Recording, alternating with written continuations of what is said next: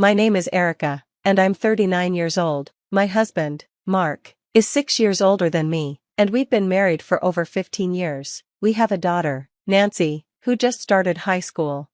After Nancy was born, I decided to start my handmade business, which has been growing fast. I've been getting busier with more orders, but my marriage hasn't been as great. I met Mark when he was my trainer at work. He was 6 years older, and I thought he was very mature. He asked me out, and we started dating. I soon found out I was pregnant, and though it was unexpected, we decided to get married. When I got pregnant, I was really sick with morning sickness. Mark asked me to quit my job and become a stay-at-home wife. That's when things started to get tough.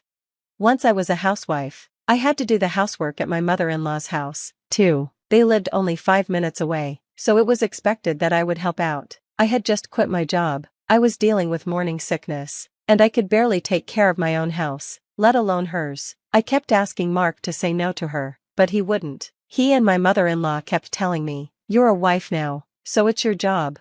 I felt trapped. My parents lived far away, so I couldn't depend on them. Plus, I was pregnant and had already quit my job. Divorce didn't seem like an option. Thankfully, Mark was kind to Nancy, so I tried to cope. My mother-in-law was also kind to her, but that only lasted for a few years. When Mark's brother had a son, my mother-in-law became much stricter with Nancy. She would say, "Why isn't she a boy?" Mark also started to care more about what his mother thought, and he stopped showing the same love for Nancy that he used to. Mark often blamed me, saying things like, "I'm the eldest son and heir, but I don't have any male children," using his mother's words. Mark's family doesn't own a business or land. They have a vegetable garden and a big backyard, but they gave up their land years ago. I didn't understand why Mark cared so much about heirs. My mother-in-law often used old-fashioned terms like eldest son and heir, and I didn't want Nancy to hear them. While I was pregnant, I avoided my parents-in-law's house. They called me constantly, but after Nancy was born, I started ignoring their calls. I didn't want to be around their selfish behavior. I wanted to spend more time with my daughter, and I had the right to say no. Finally, when Nancy turned 2, I decided to go back to work. Mark and my mother-in-law were not happy about it, but I knew it was the right choice for me. I knew my in-laws would be upset, so I waited until I had a job in daycare for my daughter before telling them. A friend I met at work recommended that I try making handmade goods, which I started as a hobby. Eventually, I turned my hobby into a business. It all started when I showed a friend my work. She said, "Wow, it's beautiful. If it's okay with you, I'd like to buy it." I was so happy to hear that, so I gave it to her. Then her friends started buying my things, and word spread. More and more people came to buy my items. I decided to sell my work online, and soon, I had too many orders to handle. It started as a side job, but I couldn't keep up anymore, so I quit my job and became a full-time artist. I still keep some distance from my in-laws, but I have to visit them for holidays like Thanksgiving and Christmas. As my daughter got older, my mother-in-law started making her do housework, too. She'd say, "She's a girl, there's nothing else she can do." I felt furious when I heard that, but my daughter calmed me down. "It's just a few times a year when we visit Grandma. I'm fine with it. If I didn't help, you'd be the only one doing it," she added, doing the chores quietly. Seeing her do that made me feel sad, and I almost cried. Meanwhile, my husband was just enjoying himself, drinking and having fun with his relatives. That made me feel even worse. One day, when my daughter came home from school, she was acting different. She looked deep in thought and called me over. "What's wrong? Did something happen at school?" She shook her head, but she seemed upset. My daughter is usually calm, and I'd never seen her cry since middle school. I waited for her to speak, and after a while, she finally said something. "Dad. What about him?" Tears started to form in her eyes. He was hugging a woman. Then, she broke down in tears, like a dam had broken inside her. As time passed, my husband and I spoke less and less. We were still involved in our daughter's life, but it wasn't the same. Because of everything that happened with my in-laws and the things that came after, I felt like I had almost no love left for my husband, but as long as he stayed faithful, I thought it was okay. He never helped with housework or childcare, but I didn't hold that against him. I didn't want my daughter to grow up in a single-parent home, so I convinced myself it was fine. My husband and I never smiled together, but when it was just the 3 of us, we could laugh and enjoy each other's company. That's what kept me going through all the hard times. But then, My daughter told me that my husband was hugging a woman I didn't know. She was crying, and all I could say was, "I see." I felt so angry that my eyes turned red. "I'm sorry, Mom," she said. "Why are you apologizing, Nancy?" She couldn't speak and just looked down. I realized seeing me so shocked was probably hurting her too. "I'm sorry, I'm such a weak mother." "No, Nancy, you didn't do anything wrong," I said. I wanted to keep my emotions in check, but seeing her face, with tears soaking her uniform, broke me. She was shaking, her fists clenched tightly. I couldn't forgive him. I gently put my hands on her clenched fists, and tears I had been holding back started to fall. "I can't forgive him either," I said, feeling more certain than ever. When my husband came home, I knew I had to speak to him. "Honey, can I talk to you for a minute?" I said. "I'm tired," he muttered, not even looking at me. Normally, his cold tone would have made me stay quiet, but today felt different. "I have something important to tell you." He clicked his tongue and sat down across from me at the dining table. "What have you been up to today?" he asked, annoyed. "What are you asking me?" He raised his voice, slamming his hand on the table. I didn't react to his outburst. I kept my focus and said calmly, "I saw you hugging a woman." "What?" he said, looking surprised. I didn't tell him Nancy had seen it. He seemed upset, his face tightening. "So what? What about it?" "Are you cheating on me?" I asked, my voice shaking. He laughed loudly. What else could it be? His attitude was so offensive that I couldn't find the right words to say. He stared at me, noticing that I was losing my composure. "What's wrong with that? What do you have to complain about?" "What? It's an affair." "It's not like I had any feelings for you," he said coldly, as if it was just a fact. I froze when he said that, as if it was no big deal. "We got married because you got pregnant, and we had no choice. We stayed together because we had no choice. What more do you want from me?" "What, no choice? That's the only reason?" "I've been with you all this time, and I've supported you." He laughed, as if he had won the argument. When my husband found the divorce papers I had prepared, he snatched them from me. "Divorce papers? What's this?" "You thought if you showed me divorce papers, I'd listen to you? Nonsense. If you want it so bad, I'll fill them out for you," he said, laughing. He quickly filled out the papers and threw them at me. "How could you get a divorce? I'm the one who's been taking care of you. You're not even working now. You quit your job just because you're having a baby. You're a loser. You can turn in the papers if you want, but you don't even have the nerve," he mocked. I just stared at the divorce papers on the floor as his voice echoed in my ears. "You should be thankful I'm not the one asking for the divorce. If you don't want to get divorced, don't say anything."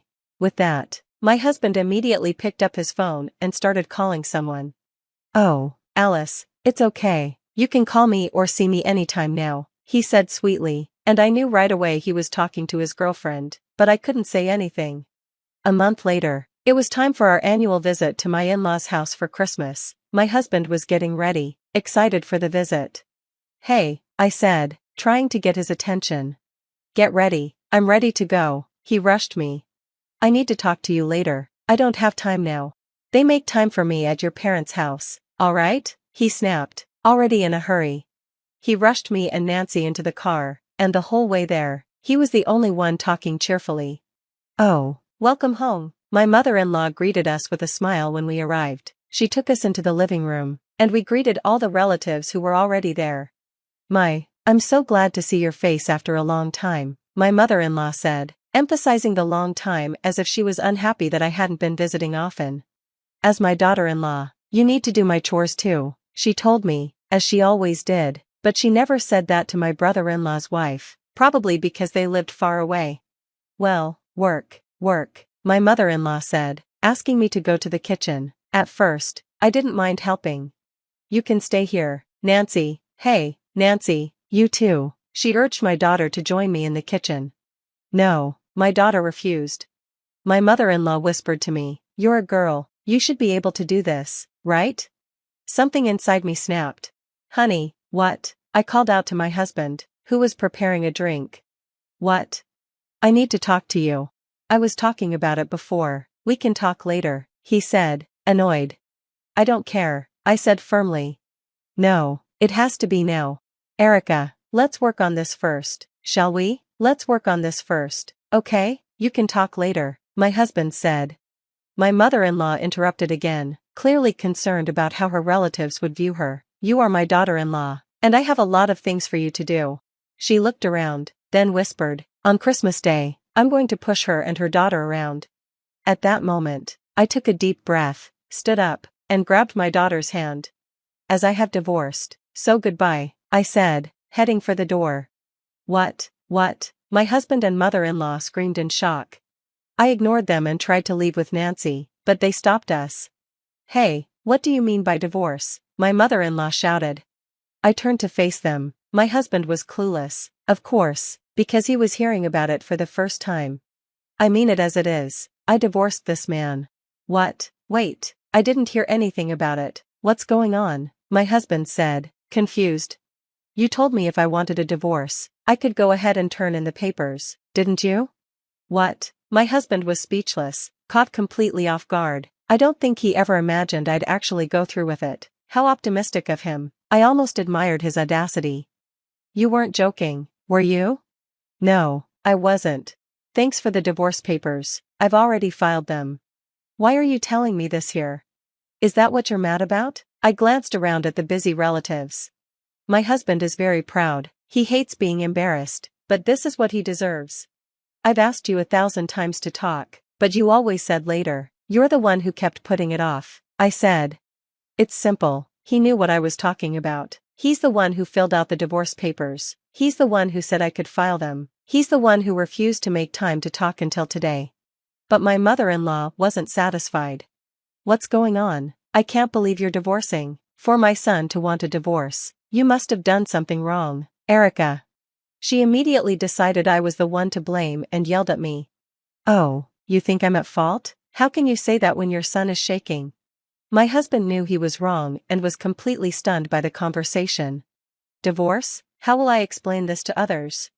Look at you, you don't like it, do you? You'll rethink it and take back your divorce. In the end, all she cares about is her image and pride, my mother-in-law said. She seemed to get an idea and turned to Nancy. Why? What? Why should she take it back? Nancy gave her grandmother and my husband a cold look. Because Dad is cheating on Mom. What? My mother-in-law froze. My husband had no idea Nancy knew, so he asked, Nancy, why? I saw it. I saw you hugging a woman. What? Nancy, it's okay. She was so disgusted, she didn't even want to talk to her father anymore. I felt sorry for her. Maybe I should have stopped her from coming today, even though she wanted to. Are we done? Then excuse us, I said, ready to leave. Cheating is just an accusation. What? That's slander. You have no proof. I'm not divorcing you. My husband suddenly said something like that, and I was shocked. How could he say that? You don't have proof, do you? Why don't you want a divorce? Is it because of your reputation? You said you never loved me. No way. Hearing his shaky words, I pulled out a few photos from my bag and spread them on the table. What? These are the proof. The pictures showed my husband holding hands with a young woman. No denying it. There's no way out of this. My husband's face turned red as he quickly gathered the photos. Why did you? I think you've gone too far. I never said I accept cheating. He must have thought I wouldn't do anything about his cheating. He was so open with this woman. I had even hired a detective agency to follow him. The detective easily gathered evidence by placing a hidden microphone in the woman's bag and recording their conversations. You've been talking about me a lot, haven't you? What a free housekeeper. How did you know that? When I said that, my husband's face went pale. All the relatives were watching him. My mother-in-law, Mary, I'm not your son's servant. No. Even though I married your son, I have no duty to take care of this house. I don't have an obligation. I'm done. From now on, contact my lawyer. After saying that, my daughter and I left. I had already filed the divorce papers, but I later requested alimony. He tried to resist, but with the solid proof I had, he gave up. I also filed a claim against the woman he was cheating with, and she agreed to pay. As word spread about my ex-husband and mother-in-law, their relatives and neighbors were ashamed. They care so much about their reputation. I'm sure the gossip in the neighborhood is tough on them. My daughter and I are now living a new life. I'm a handmade artist, and my business is booming. I get so many online orders that I can't keep up. My daughter told me it's all over social media. I'm finally free from all the things that held me back. I've realized how hard my life was before. Back then, things were so difficult. I made my daughter go through some tough things, but now she talks about it like it's a story. I'm grateful to her for that. From now on, I'm going to do what I want, take care of my daughter, and enjoy life. The crystal champagne flute trembles in my hand as I watch my stepfather Richard take the stage. The retirement gala sparkles around us, a testament to 30 years of building Silverstone Media from nothing. My heart pounds with anticipation. After a decade of 70-hour weeks and sacrificed relationships, tonight everything changes. I'm Autumn, and I've spent my entire adult life preparing for this moment. Friends, colleagues, family, Richard begins, his voice carrying across the grand ballroom. Tonight marks not just an ending, but a beginning. The crowd of 300 falls silent. I straighten my spine, smoothing down my midnight blue dress. Next to me, my half-brother Tyler fidgets with his bow tie, his usual cocky smirk replaced by an unusual intensity. Silverstone Media has been my life's work, Richard continues. But every empire needs new blood, fresh vision. He pauses, his eyes scanning the crowd. That's why I'm proud to announce that, effective immediately, my son Tyler will be taking over as Chief Executive Officer. The champagne flute slips from my numb fingers, shattering on the marble floor. Heads turn. Whispers ripple through the crowd. My mother Lily won't meet my eyes. Tyler brings exactly what this company needs to face the challenges ahead. Richard's words hammer nails into my coffin of dreams. Youth, innovation, and most importantly, the right instincts for leadership. Applause erupts. Tyler bounds onto stage, all practiced charm and perfect teeth. I remain rooted in place, shards of crystal crunching under my heels. Speech, someone calls out. Tyler grabs the microphone, basking in the spotlight that should have been mine. I promise to make Silverstone Media stronger than ever, he declares, to honor my father's legacy while blazing new trails. My colleague Derek appears at my elbow. This can't be happening, he mutters. Everyone knows you're the one who... Not now, I cut him off, plastering on a smile as cameras flash. Inside, acid burns through my chest. Later, during the endless, congratulatory mingling, I corner Richard near the bar. Why? The single word carries a decade of betrayal. He sighs, swirling his scotch. Business isn't just about hard work, Autumn. It's about instinct, natural leadership. Tyler has that spark. Tyler has barely worked a full week in his life. He doesn't know the first thing about running this company. He'll learn, and you'll help him, won't you? Richard's tone carries steel beneath the request. For the good of the family, I want to scream, to expose every time Tyler's natural leadership meant pawning his work off on others. Instead, I nod stiffly. Of course. Across the room, I spot my grandmother Evelyn holding court with board members, probably already spinning this disaster into dynasty-building brilliance. My mother hovers nearby, champagne glass perpetually full. There's my favorite sister. Tyler's arm lands heavy across my shoulders. He reeks of expensive cologne and victory. Ready to show me the ropes? I extract myself from his embrace. Congratulations, Tyler. You must be so proud. Hey, no hard feelings, right? Dad knows what he's doing. And you're still part of the team. Part of the team. After 10 years of building client relationships, streamlining operations, and practically running things while Richard focused on the big picture. Now I get to teach my frat boy brother how to do my job. Of course, I say smoothly. No hard feelings at all. I excuse myself to the powder room, locking the door behind me. In the mirror, my reflection stares back. Composed, professional, the perfect corporate soldier. But something dark flickers behind my eyes. They want me to help Tyler. Fine, I'll help him straight into the ground. I'll watch everything Richard built crumble under his golden boy's incompetent hands.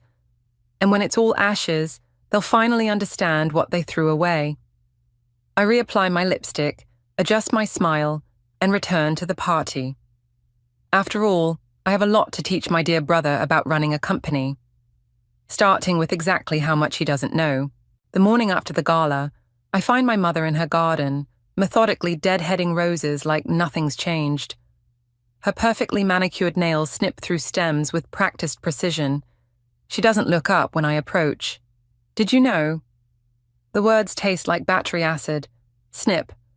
Another dead bloom falls. Richard made his decision, Autumn. We need to respect that.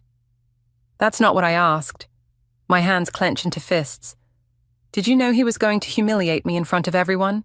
She finally meets my eyes, her expression carefully neutral. Tyler is Richard's son. The company is his legacy. And what am I? The backup plan. The workhorse who gets discarded when it's convenient. Don't be dramatic. She moves to another rosebush. You still have your position. Nothing's really changed. A bitter laugh escapes me. Nothing's changed. He gave my promotion to Tyler, who can barely handle his own expense reports without help. Your brother has potential. He just needs guidance. She pauses, her voice softening. This could be good for both of you, working together, supporting each other. Supporting each other. My voice rises. Where was his support when I was working 60-hour weeks? When I missed Christmas because of the Miller account? When, Autumn, my grandmother Evelyn's sharp voice cuts through my tirade. She stands in the garden doorway, elegant as ever in her tailored pantsuit. That's quite enough. Your mother doesn't need this hysteria. Of course not. I turn to face her.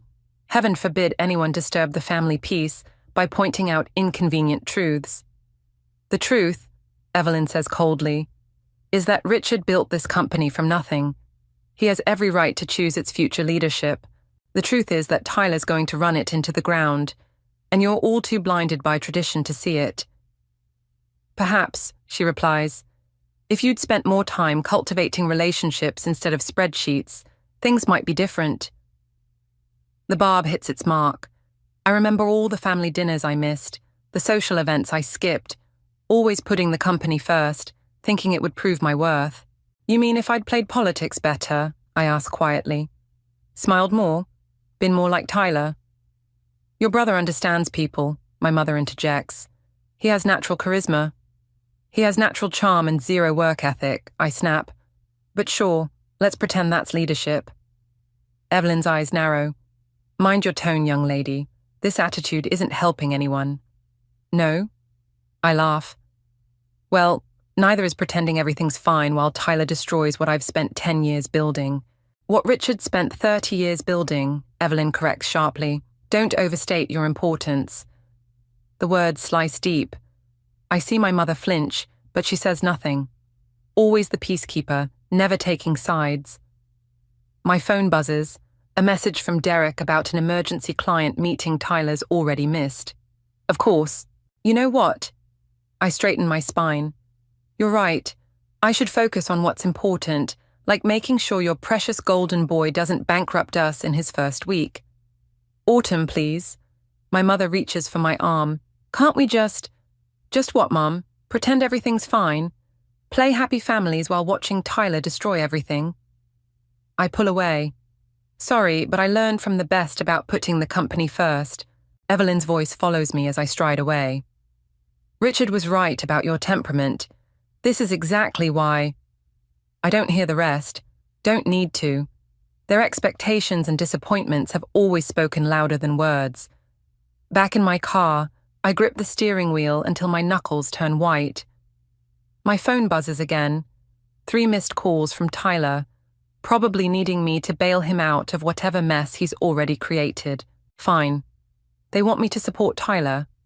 I'll support him right off a cliff. Let them see exactly what happens when they bet everything on the wrong horse. I start the engine, a plan already forming. Richard taught me everything about building a company.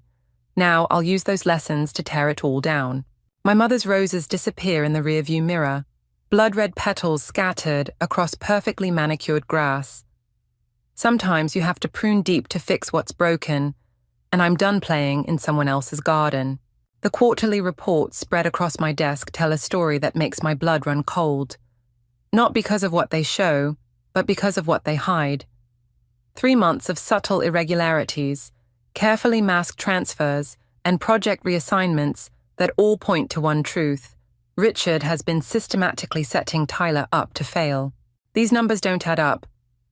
Derek leans over my shoulder, frowning at the screen. The Morrison account shows double the projected expenses, but half the staff allocation. I pull up another document. Look at this. Every major account Tyler's supposedly managing was restructured before the handover. Richard stripped out the support staff, removed the safety nets, while making it look like business as usual. Derek whistles low. That's cold, even for Richard. He's creating a perfect storm. My fingers trace the patterns of destruction hidden in plain sight. Tyler won't see it coming until it's too late. A knock interrupts us. Maya stands in the doorway, perfectly composed as always. Tyler's looking for you. The Jensen presentation starts in 20 minutes. The presentation he was supposed to prepare last week? I close the files quickly. The same. Her smile doesn't reach her eyes. He mentioned something about needing your expert touch on the numbers. Of course he does. I grab my laptop, mind racing. Derek, can you... Already on it. He taps his tablet meaningfully. I'll dig deeper into those discrepancies. The executive conference room buzzes with tension when I arrive. Tyler paces by the window, his usual swagger replaced by barely concealed panic. There you are. He grabs my arm. Look, I know this is last minute, but I really need you to take over the presentation. I finish flatly. Just help me look good. His smile wavers. Dad's calling in, and after last week's mishap with the Miller contract. You mean when you forgot to review the terms and nearly cost us the account? Details. He waves dismissively. Come on, sis, we're family. Family. The word tastes bitter now. I think of the doctored reports, of Richard's elaborate trap, of Tyler walking blindly into it. Fine. I pull up the presentation I knew I'd end up giving. But we do this my way. The meeting starts rough and gets worse. Tyler fumbles basic questions, contradicts himself, and keeps looking to me with increasingly desperate eyes. I feed him answers, watch him stumble through them, and feel something shift inside me. Richard's face on the video call remains impassive, but I see the calculation behind his eyes. He's watching his plan unfold exactly as designed. Perhaps, Richard interrupts Tyler's latest rambling response. Autumn could clarify the projection models. And there it is, the perfect moment to expose everything. The manipulation, the setup, the inevitable crash he's orchestrating. I could save Tyler from what's coming, or... Actually, I smile, I think Tyler should walk us through his vision for the account's future development. Tyler freezes. Richard's eyebrows lift slightly. In the silence that follows, I see the moment Tyler realizes he's completely out of his depth. The meeting ends in polite disaster. As executives file out, Maya lingers, her expression thoughtful. Interesting strategy, she murmurs, letting him sink rather than saving him. Sometimes people need to learn their own lessons. Her laugh is soft. Is that what we're calling it? Back in my office, Derek's waiting with more findings. It's worse than we thought. Richard's been systematically... I know. I cut him off, staring at the city beyond my window. He's orchestrating Tyler's failure to prove a point. So, what are you going to do? Tell Tyler? I think of my brother's desperate eyes in that meeting, of Richard's calculated manipulation, of my mother's roses and grandmother's dismissal. No. I turn back to my desk, pulling up the files that will seal Tyler's fate. I'm going to help them both get exactly what they want. Autumn, Derek's voice carries a warning. Richard wants to teach Tyler a lesson about leadership. I start typing. Fine, let's give them both an education they'll never forget. The quarterly reports glow on my screen, their hidden messages now clear as day. Richard thinks he's the only one who can play this game. He's about to learn otherwise. Sometimes the best revenge isn't stopping someone's plans. It's helping them succeed in all the wrong ways. Sleep hasn't come easily since I discovered Richard's manipulation. Tonight, I stand at my apartment window, watching city lights blur through a glass of bourbon when my phone vibrates. A message from an unknown number. Check your email. You're not the only one he's playing. The attached files make my hands shake. Employee records, performance reviews, a pattern spanning years before Tyler, before me. Other promising executives, carefully groomed, then systematically destroyed. Couldn't sleep either. Derek's voice comes through when I call. I was about to... Did you send these files? A pause. What files? I forward them while explaining. His sharp intake of breath tells me he's seeing what I saw. Jesus, he mutters. Sarah Chen in 2015. Marcus Rodriguez in 2018. All of them. Set up to fail. My reflection stares back, haunted. It's his game. Build them up, break them down, then sweep in to save the company. And now Tyler's next. Derek's keyboard clicks in the background. But why would he do this to his own son? The bourbon burns going down. Because it's never been about Tyler. It's about control. Always has been. A knock at my door makes me freeze. Through the peephole, Maya stands in the hallway, perfectly composed despite the late hour. We need to talk, she says when I open the door. Her eyes flick to my phone. Alone. I end the call with Derek, but leave the line open, muted. Maya moves through my apartment like she owns it, settling onto my couch with practiced grace. Those files you received? She crosses her legs. They're just the beginning. You sent them. I've been watching Richard's pattern for years. She pulls out a tablet. Waiting for the right moment, the right ally. And you think that's me? Her smile is razor sharp.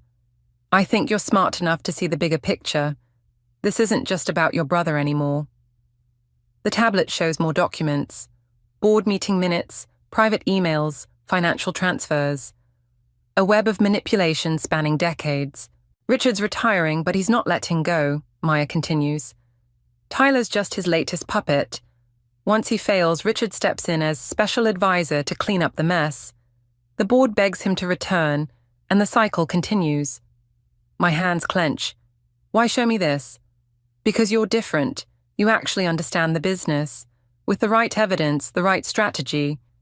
She lets the implication hang. You want me to help you expose him.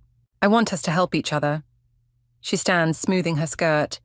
Think about it, but don't take too long. Others are already moving against him. After she leaves, Derek's voice crackles through my phone. You know this is a trap, right? I stare at the documents Maya left behind. The question is, whose trap? Autumn. His tone carries warning. This is bigger than family drama now. People's careers, lives. I know. My voice sounds distant to my own ears. That's why I have to do something. Do what, exactly? The bourbon glass catches moonlight, casting shadows like prison bars across my floor. Beat them at their own game. I spend the rest of the night digging deeper, mapping connections, finding patterns. By dawn, my walls are covered in digital strings of evidence, all pointing to one inescapable truth. I'm not just fighting for my place anymore. I'm fighting for everyone Richard has ever destroyed.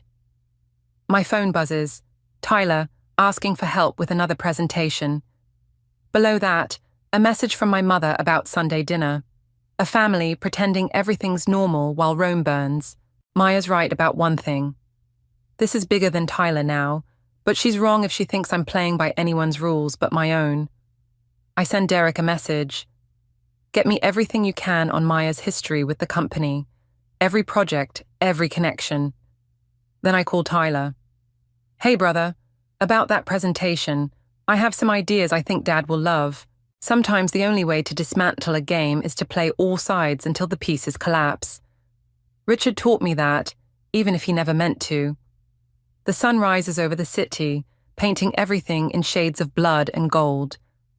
Time to see who's really pulling the strings, and who's about to get tangled in them. The Morrison account was supposed to be Tyler's first major test. Instead, it becomes my first real move. I sit in the back of the conference room, watching him flounder through another presentation and carefully plant the seeds of doubt. Interesting approach, I murmur to the client when Tyler steps out. Though not quite what we discussed in the preliminary meetings. Mrs. Morrison's perfectly manicured nails tap against her tablet. You mean when you handled the account? Oh, I'm sure Tyler has his reasons for the changes. I pause, letting concern color my voice. Though, if you'd prefer to discuss the original strategy. By the time Tyler returns, Mrs. Morrison's smile has gained a predatory edge. The meeting ends with polite promises to review their options. Derek catches me in the hallway afterward. That was cold. That was business. I keep walking, heels clicking against marble. Tyler wanted to play CEO. Let him learn how it feels to lose a $10 million account. And the 30 people whose jobs depend on that account. I falter for half a step. They'll land on their feet. Besides, better a controlled crash now than... Autumn. Maya appears around the corner, smooth as silk. Richard wants to see you. My stomach drops, but I keep my face neutral. In Richard's office, sunlight streams through floor-to-ceiling windows, illuminating the man who taught me everything about power, including how to lose it. The Morrison account, he begins without preamble. They're considering pulling out. So I heard. Tyler seems to think you might have influenced their decision. I meet his gaze steadily. Tyler needs to learn that actions have consequences.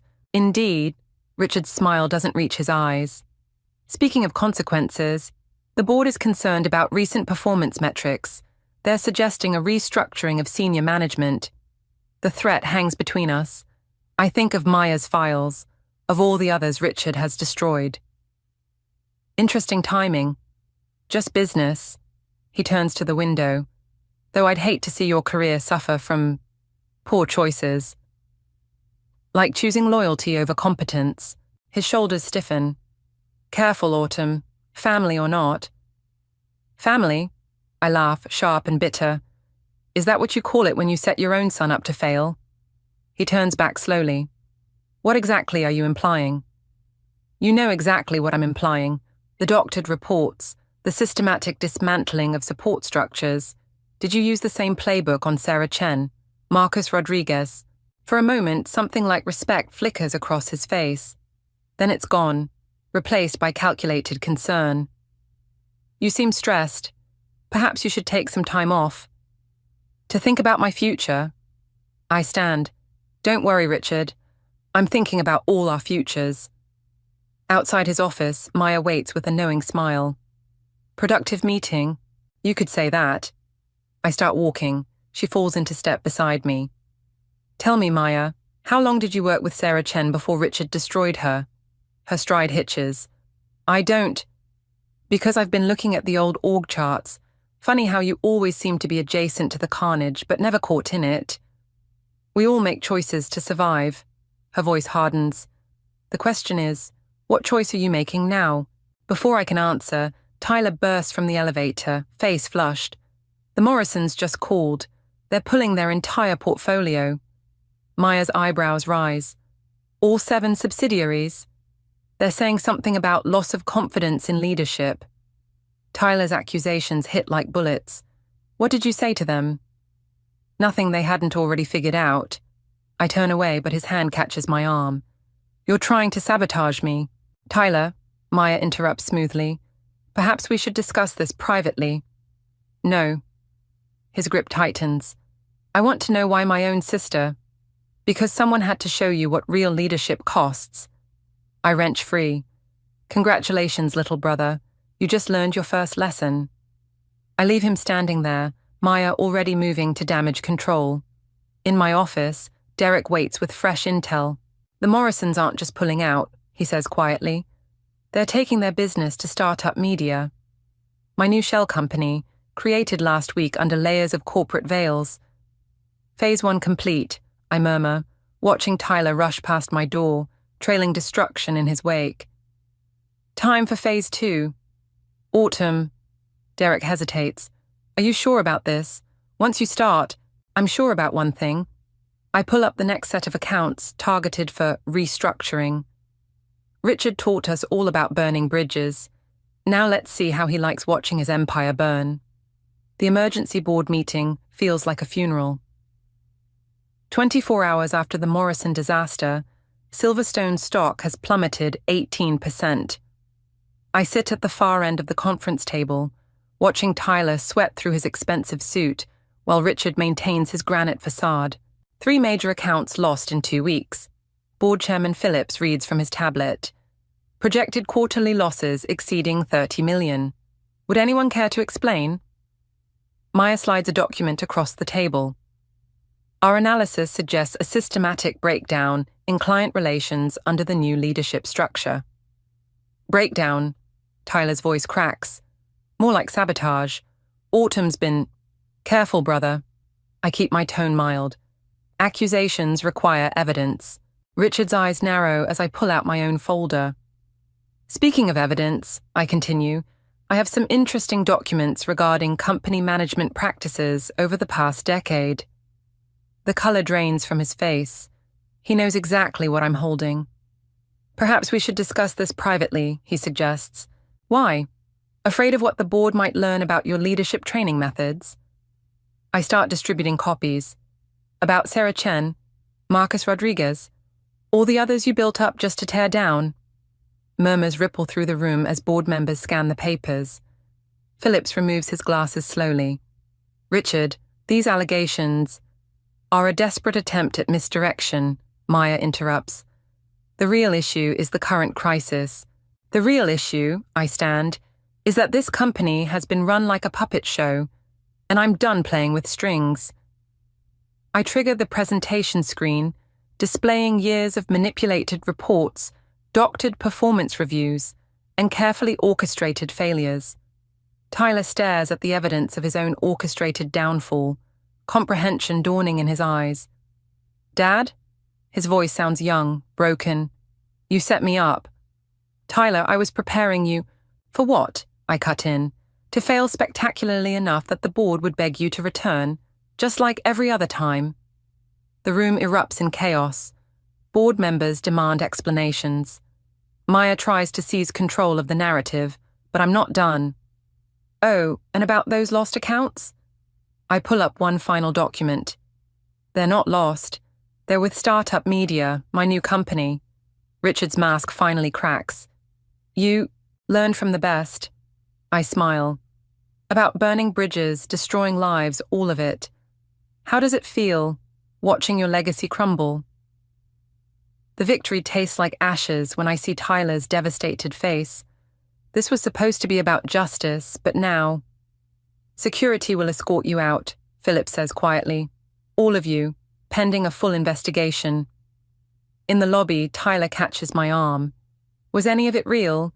Did you ever actually care about helping me? Before I can answer, Maya appears. Autumn? A word? She leads me aside, her smile sharp as broken glass.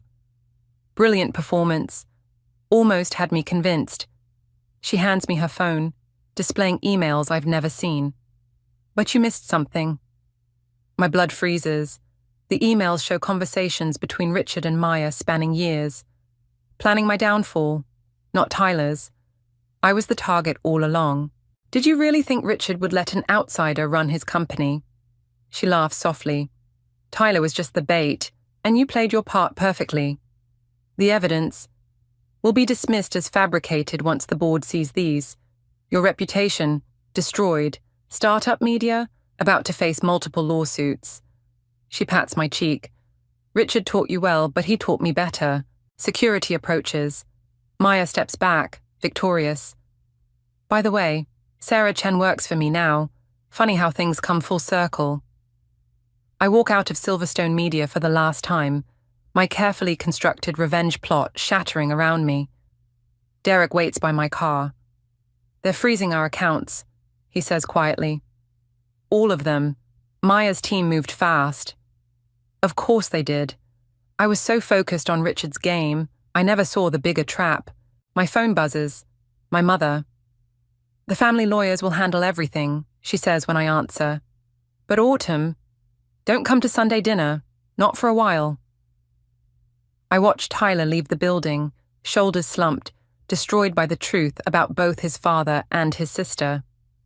Richard follows, already in damage control mode. Maya stands at the window above, queen of the castle I helped her claim. "What now?" Derek asks. I think of all the lives I've damaged in my quest for justice, of the legacy of destruction I've continued rather than ended. Now?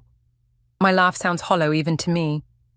Now we see if I learned anything from Richard besides how to burn it all down. 3 days after the board meeting, I find Sarah Chen waiting in my apartment.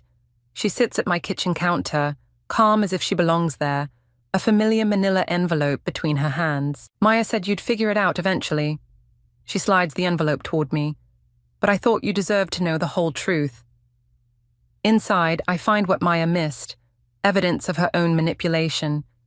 Years of careful orchestration, using both Richard and Tyler as pawns while she positioned herself for power. The same game Richard played, but with an extra layer of deception. "Why show me this?" Sarah's smile is tired. "Because Maya forgot one thing about people she destroys.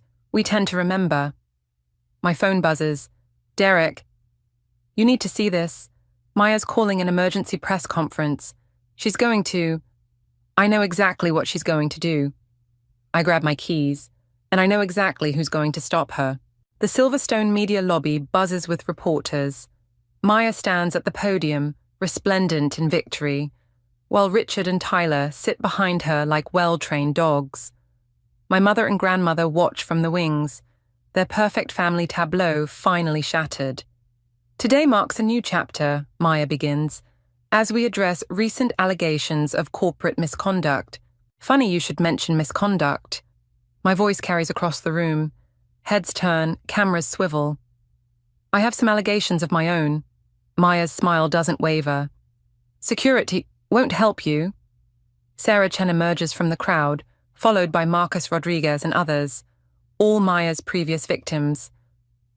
Not with what we know. I approach the podium, each step measured. "You were right about one thing, Maya. Richard taught me well, but he didn't teach me everything."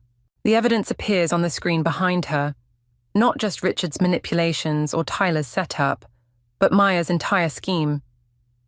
Years of careful documentation, preserved by those she thought she'd destroyed. "You see," I continue, "while you were watching Richard teach me about power, you missed the most important lesson, how to recognize when you're being played." Maya's composure cracks. "These documents are clearly fabricated, like the ones you planted about me." I turn to the board members present. Interesting timing on those emails, by the way. Almost like they were created after the fact. Richard stands slowly, recognition dawning in his eyes. "You knew. All along, you knew what she was doing." "I learned from the best, remember?" My laugh holds no humor. "About watching your enemies destroy themselves while you just help things along." Tyler joins us at the podium, his face hard. "The Morrison account, you didn't just steal it, you protected it, from her." Maya moves with sudden desperation, but Sarah blocks her path. Around us, her carefully constructed house of cards collapses as former victims step forward with their own evidence. "Congratulations," I tell her softly. "You played everyone perfectly, except for one detail. You forgot to check who was really pulling the strings at Startup Media." Her eyes widen as she finally understands. Every client she thought I'd stolen, every account she'd helped me sabotage, all part of a larger plan to expose her own manipulation. The board has heard enough. Chairman Phillips steps forward. "Security will escort Ms. Maya to her office to collect her things. The authorities have some questions about certain financial irregularities." As Maya is led away, Richard approaches me. "You sacrificed everything, your reputation, your position, your own family, just to expose her." "No." I meet his gaze steadily. "I sacrificed everything to break the cycle. Your cycle, her cycle, all of it." I turn to leave, but Tyler catches my arm. "What happens now?" "Now?" I look at our fractured family, at the company built on manipulation and fear. "Now we learn how to build something new, something better, if you're interested." Behind us, reporters clamor for statements while Maya's empire crumbles. But I'm already walking away, Sarah and the others falling in step beside me. Sometimes victory isn't about who's left standing. It's about who's brave enough to walk away and start again. Derek waits by the door, grinning. Ready for phase 3? I think of all the lessons Richard taught me about power, all the ones Maya taught me about deception, and all the ones I had to learn myself about redemption. Phase 3, I agree. Let's build something worth saving this time. The new office of Phoenix Media overlooks the city from a different angle than Silverstone's tower. Smaller, but somehow it feels more real. Sarah Chen's team just landed their 3rd major account, while Marcus Rodriguez's creative division continues exceeding expectations. Board meeting in 10, Derek announces, dropping a stack of reports on my desk. Tyler's waiting in the conference room. I find my brother studying our mission statement on the wall, building success through integrity. His suit is less expensive now, but he stands straighter. The Anderson portfolio looks promising, he says without turning, though the numbers need work. That's why I asked you to consult. I move beside him. You've learned a lot about what not to do, learned from the best. His smile holds a hint of old pain, but something else too. Understanding, maybe. Speaking of learning, did you see this? He hands me a tablet displaying Richard's resignation letter from Silverstone's board. The company's being restructured under new leadership. Someone named Claire Foster, a long-time middle manager I barely remember. Claire? I frown. Why her? Check her personnel file, the one Richard kept in his private records. The document makes my hands shake. Years of notes, careful observations, quiet mentoring. Richard had been grooming Claire all along, while the rest of us fought over shadows. He played us all, Tyler says quietly. But maybe he taught us something too, about what really matters in building something lasting. The conference room fills with my new team, former victims of corporate games turned architects of something better. Sarah Chen's financial models revolutionized our approach. Marcus Rodriguez's creative strategies attract clients tired of old power plays. Quarterly projections are up, Sarah begins, but more importantly, employee satisfaction scores. A familiar figure in the doorway cuts her off. My mother stands there, looking smaller than I remember. I won't stay, she says quickly. I just wanted you to have these. She places a box on the table. Old photos, newspaper clippings, documentation of every achievement Richard never acknowledged. At the bottom, a handwritten note. I should have seen you sooner. Ah. Evelyn still won't speak to me, my mother continues, but I'm learning to speak for myself. After she leaves, Tyler helps me sort through the box. We find pictures of ourselves as children, before power and position poisoned everything, before we learned the wrong lessons about success. You know, Tyler muses, I always thought Dad's greatest legacy would be Silverstone. But looking at this, he gestures around the office, at the people working together without fear or manipulation. Maybe his real legacy is what we learned not to be. The board meeting proceeds without power plays or hidden agendas. We discuss challenges openly, admit mistakes honestly, celebrate successes genuinely.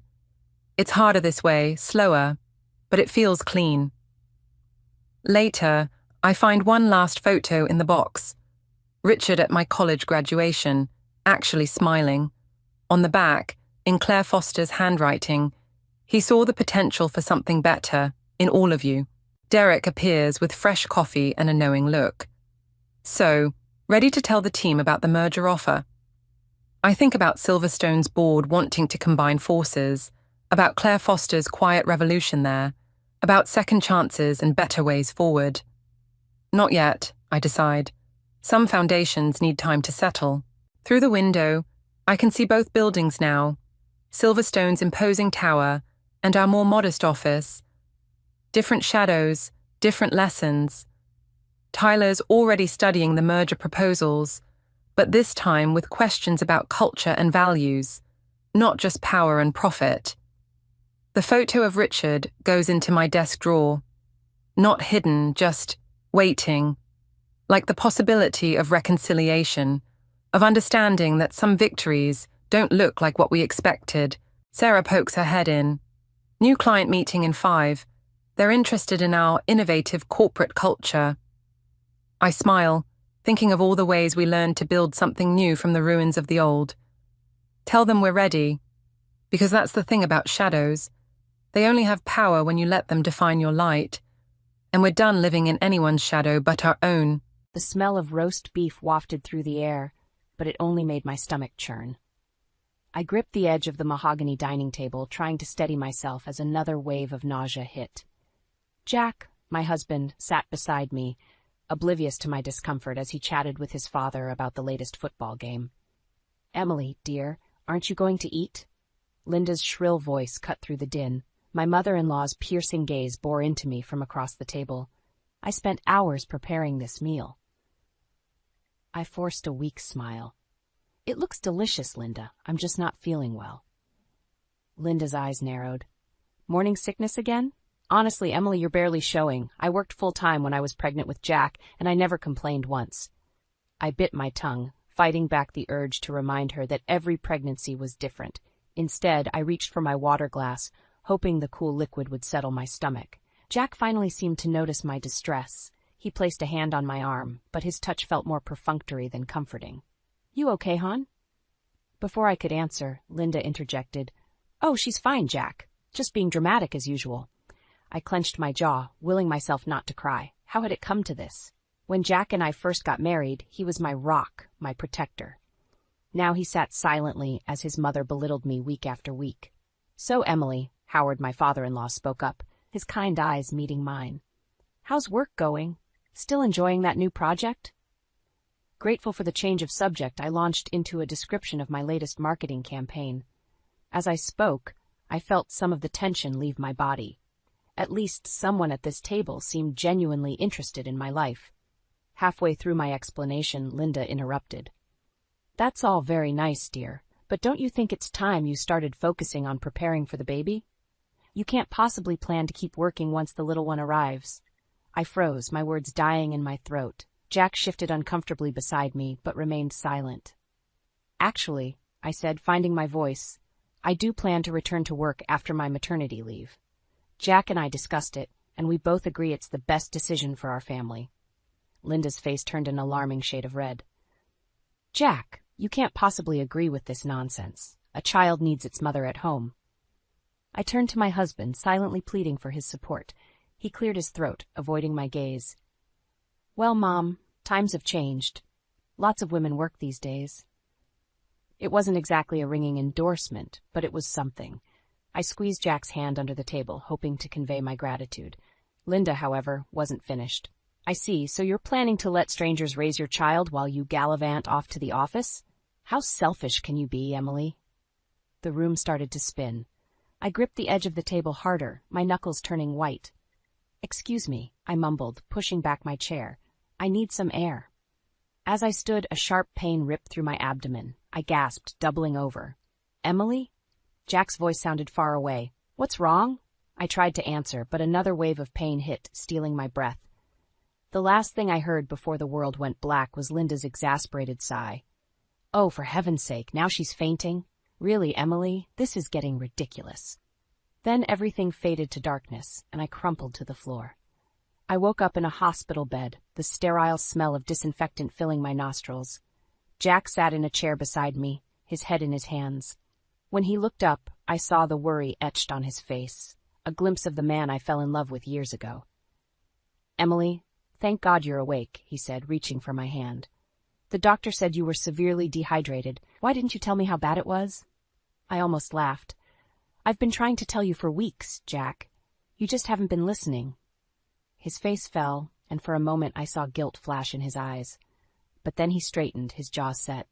"Mom said you were just being dramatic. I didn't think." "You didn't think," I cut him off, my voice sharp. "That's the problem, Jack. You never think when it comes to your mother." As if summoned by her name, Linda burst into the room, Howard trailing behind her. "Oh, Emily," she exclaimed, her voice dripping with false concern. "We were so worried. How could you let yourself get into such a state?" I closed my eyes, willing myself to stay calm.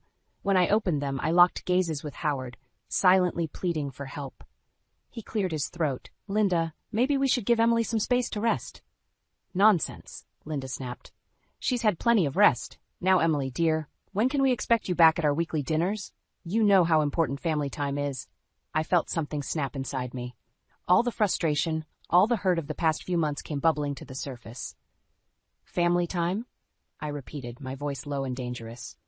"Is that what you call it when you spend every Sunday belittling me and undermining my decisions?" The room fell silent. Jack shifted uncomfortably in his chair, while Linda's mouth opened and closed like a fish out of water. "Now, Emily," Jack started, but I cut him off with a glare. "No, Jack. I'm done pretending everything's okay." I turned back to Linda. "From the moment Jack and I started dating, you've made it clear you don't think I'm good enough for your precious son. Well, guess what? I'm not going anywhere. This baby is coming, whether you like it or not, and I won't let you poison our child with your toxic behavior."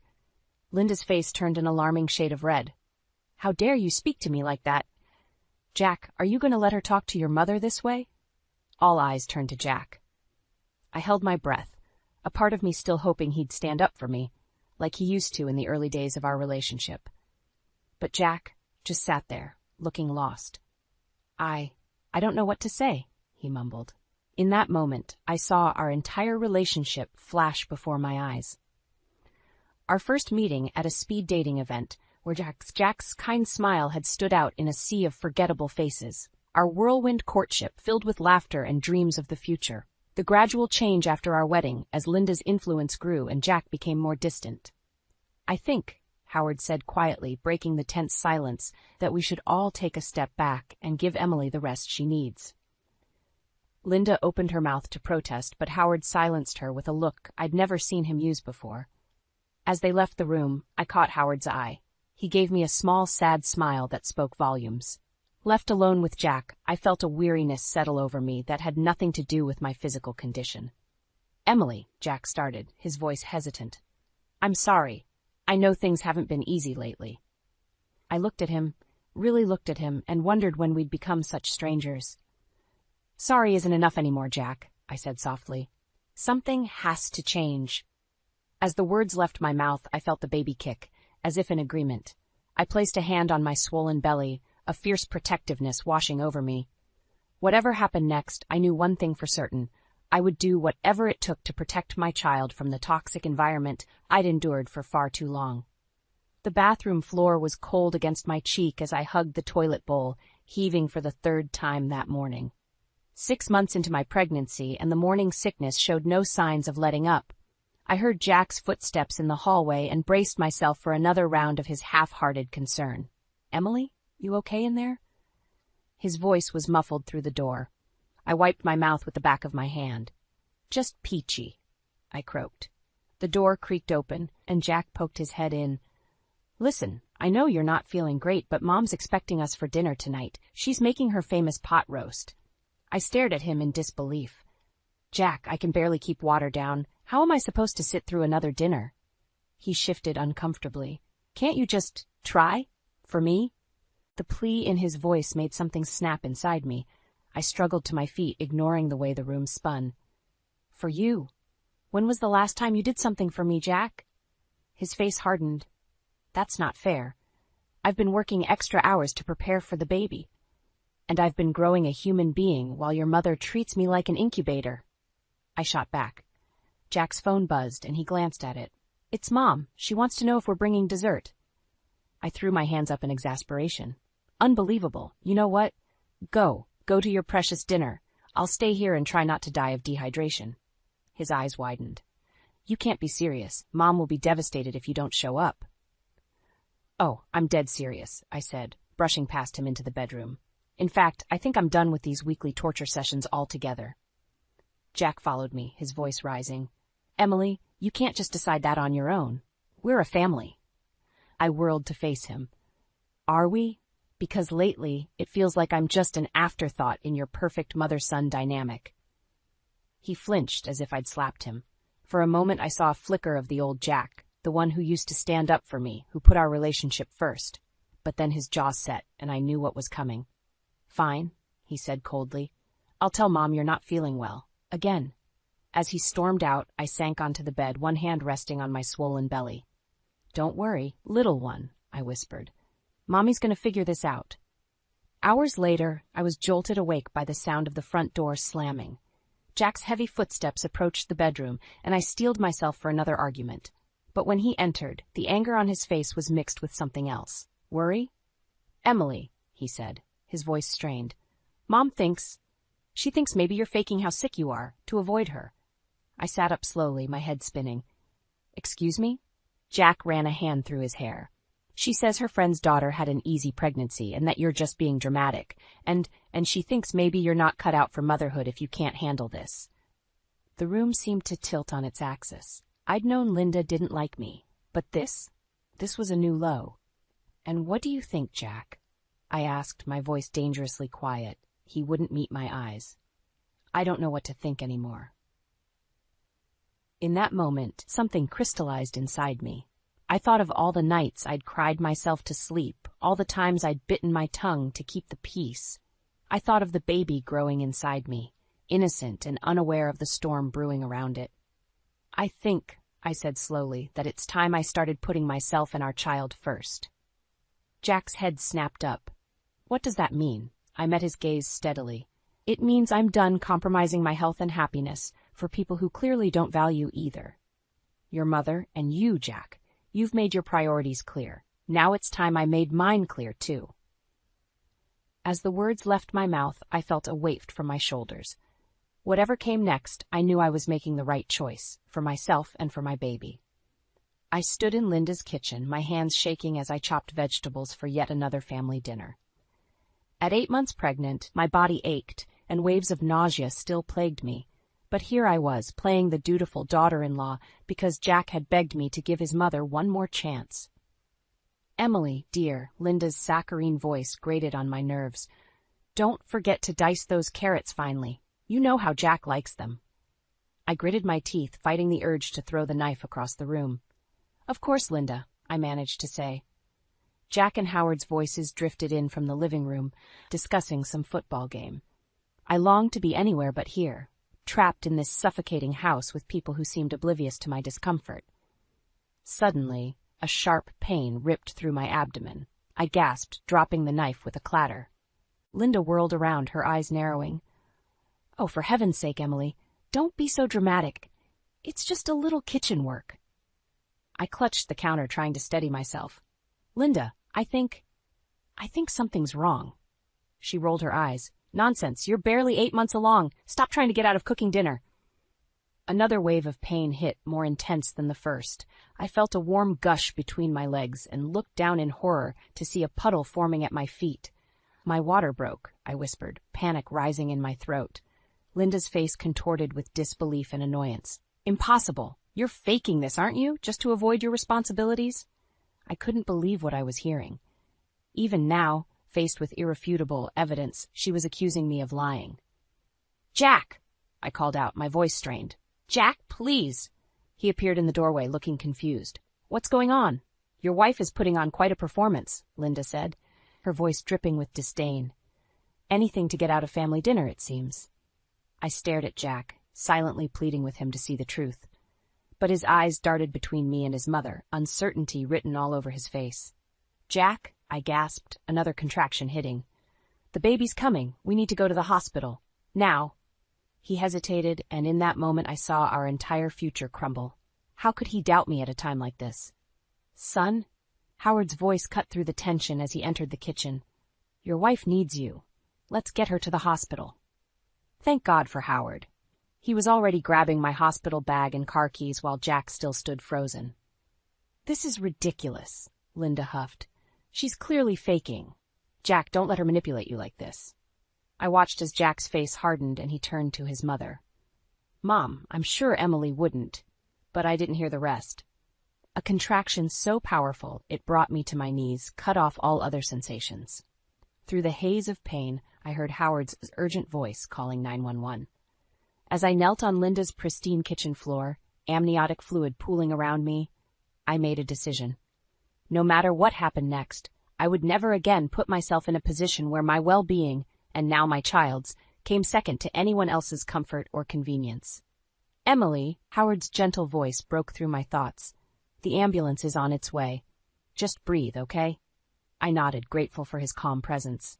Jack knelt beside me, finally snapping out of his daze. I'm so sorry. I should have. Not now, Jack. I cut him off, another contraction building. We'll talk about this later.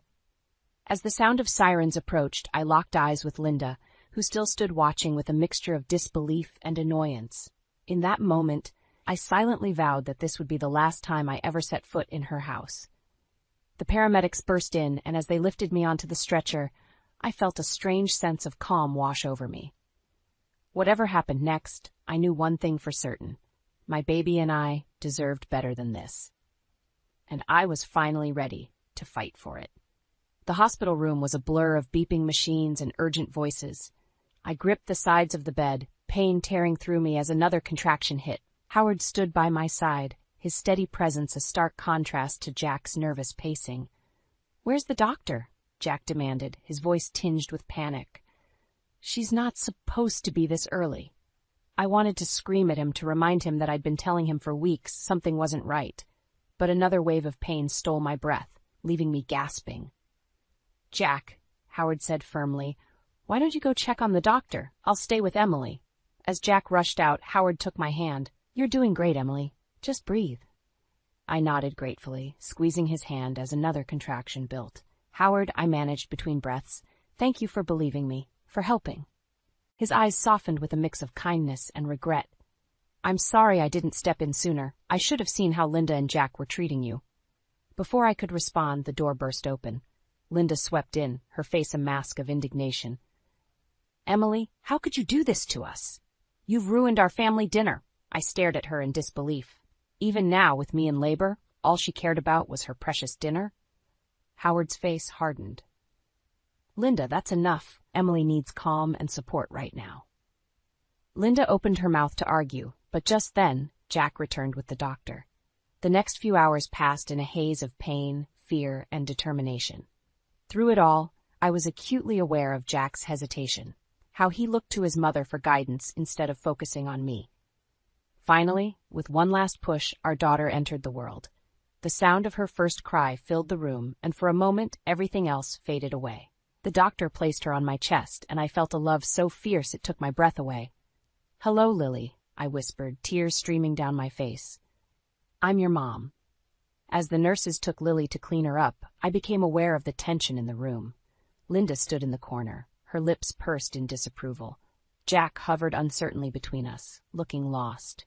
"Well," Linda said, breaking the silence, "I suppose we should be grateful she's healthy, even if she is premature. Really, Emily, couldn't you have held on for a few more weeks?" I felt something snap inside me. All the hurt, frustration, and anger I'd been holding back for months came rushing to the surface. "Get out," I said, my voice low and dangerous. Linda blinked, taken aback. "Excuse me?" I said, "Get out," I repeated, louder this time. "I want you out of this room, out of my life, and out of my daughter's life." Jack stepped forward, his face pale. "Emily, you don't mean that. She's Lily's grandmother." I turned to him, seeing him clearly for the first time in months. "And what kind of father are you going to be, Jack? Will you stand by and let her treat our daughter the way she's treated me?" He flinched, guilt flashing across his face. But before he could respond, Howard spoke up. "I think it's best if we give Emily some space. Linda, Jack, let's go." As they filed out, Howard paused at the door. "Emily, if you need anything, anything at all, I'm here." I nodded, grateful for his support. As the door closed behind them, I was left alone with my thoughts and the soft sounds of Lily's breathing from the nearby bassinet. In that quiet moment, holding my newborn daughter and reflecting on the events that led us here, I made a decision. No matter what it took, I would protect Lily from the toxic environment I'd endured, even if it meant walking away from my marriage, from the life I thought I wanted. I looked down at Lily's peaceful face, feeling a surge of strength and determination. "It's you and me now, little one," I whispered, "and I promise I'll always put you first." The front door creaked open as Jack helped me inside, Lily nestled in my arms. After a week in the hospital, I was exhausted but determined. The house felt different now, as if the very walls held their breath, waiting to see what would happen next. "Emily, dear," Linda's shrill voice pierced the air. She bustled into the hallway, arms outstretched. "Let me see my granddaughter." I instinctively tightened my hold on Lily. "Not now, Linda. We're tired and need to rest." Linda's face fell, but she quickly plastered on a smile. Of course. I've prepared a wonderful welcome-home dinner. Jack, why don't you take the baby while Emily freshens up?" Before I could protest, Jack reached for Lily. "Come on, Em. Mom's just trying to help." I felt a surge of panic as Jack took our daughter. "Jack, please, I'd rather keep her with me." Linda tutted. "Emily, you can't be so possessive. It's not healthy." I bit my tongue, too tired to argue. As I watched Jack carry Lily into the living room, following his mother like an obedient puppy, something inside me hardened. In our bedroom, I found a stack of parenting books on the nightstand, all chosen by Linda, no doubt. Atop the pile sat a handwritten note. "Emily, I hope these help you become a better mother. Love, Linda." My hands shook as I crumpled the note. How dare she? After everything that had happened, she still thought she knew best. I heard Lily's cry from downstairs, followed by Linda's voice. "Oh, Jack, let me show you how to hold her properly. Emily clearly hasn't figured it out yet." That was the last straw. I marched downstairs, my exhaustion replaced by a fierce determination. In the living room, I found Linda cradling Lily while Jack hovered nervously. "Give me my daughter," I said, my voice low and dangerous. Linda looked up, surprise flashing across her face. "Emily, don't be silly. I'm just showing Jack." "Now." I held out my arms, leaving no room for argument. Jack stepped forward, his brow furrowed. "Em, what's gotten into you? Mom's just trying to help." I turned to him, really seeing him for the first time since Lily's birth. "Is she, Jack? Or is she trying to control our family, just like she's controlled you all these years?" The room fell silent, save for Lily's soft whimpers. Linda's face hardened as she reluctantly handed me the baby. "I think," I said, cradling Lily close, "that it's time we had a serious talk about boundaries." Jack's eyes widened. "Emily, please. Can't we just enjoy being home?" I shook my head, feeling a strange calm settle over me. "No, Jack. We can't keep pretending everything's okay. It's not just about me anymore. It's about Lily." Linda huffed. "This is ridiculous. Jack, tell your wife she's being unreasonable." But as Jack opened his mouth to speak, I cut him off. "Actually, I have something to say first." I took a deep breath, steeling myself for what came next. "I can't do this anymore. The constant criticism, the lack of support, the way you both dismiss my feelings and needs, it stops now." Jack paled. "What are you saying?" I met his gaze steadily. "I'm saying that unless things change dramatically, and I mean real, lasting change, I'm leaving, and I'm taking Lily with me." The silence that followed was deafening. Linda's face contorted with rage, while Jack looked like he'd been slapped. "You can't do that," Linda sputtered. "Jack, tell her she can't do that." But Jack just stood there, mouth opening and closing like a fish out of water. I felt a weight lift from my shoulders as I spoke the words I'd been holding back for so long. "I can, and I will. I love you, Jack, but I love our daughter more, and I won't let her grow up in this toxic environment." As I turned to head back upstairs, Lily snuggled against my chest with I heard Linda's indignant squawks and Jack's stammered protests. But for the first time in months, I felt truly at peace with my decision. Whatever came next, I knew I was doing the right thing, for myself and for Lily. The tension in the house was unbearable. It had been 3 days since I'd threatened to leave, and Jack had been walking on eggshells around me. Linda, on the other hand, had doubled down on her efforts to control everything. I was in the nursery, rocking Lily to sleep when I heard raised voices from downstairs. Curious, I gently placed Lily in her crib and crept to the top of the stairs. "This is all your fault, Jack." Linda's shrill voice carried up the stairwell. "If you just put your foot down with that woman—" "That woman is my wife, Mom," Jack interrupted, his voice uncharacteristically firm. "And Lily's mother." I held my breath, hardly daring to hope that Jack was finally standing up to Linda. "Oh, please," Linda scoffed. "She's manipulating you.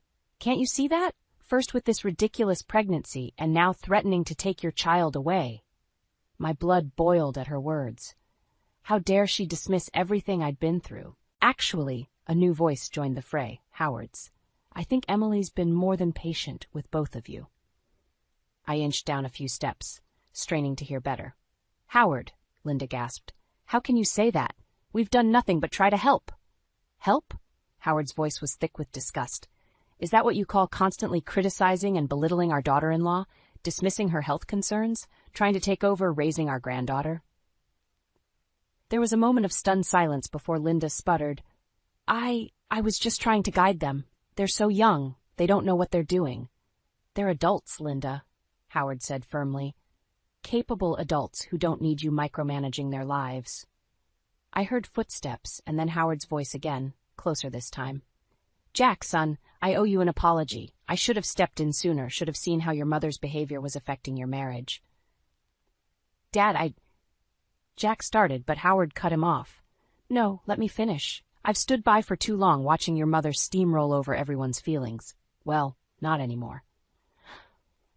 There was a rustling of paper, and then Linda's shocked gasp. "Howard, what is this?" "Divorce papers, Linda," Howard said calmly. "I can't be part of this toxic dynamic anymore, and if you have any hope of salvaging your relationship with your son and granddaughter, I suggest you take a long, hard look at your behavior." My heart raced as I processed what I'd just heard. Howard was leaving Linda, and he was on my side. Suddenly, a piercing wail cut through the tension. Lily had woken up. I rushed back to the nursery, scooping her into my arms just as I heard footsteps on the stairs. Jack appeared in the doorway, his face a mix of emotions.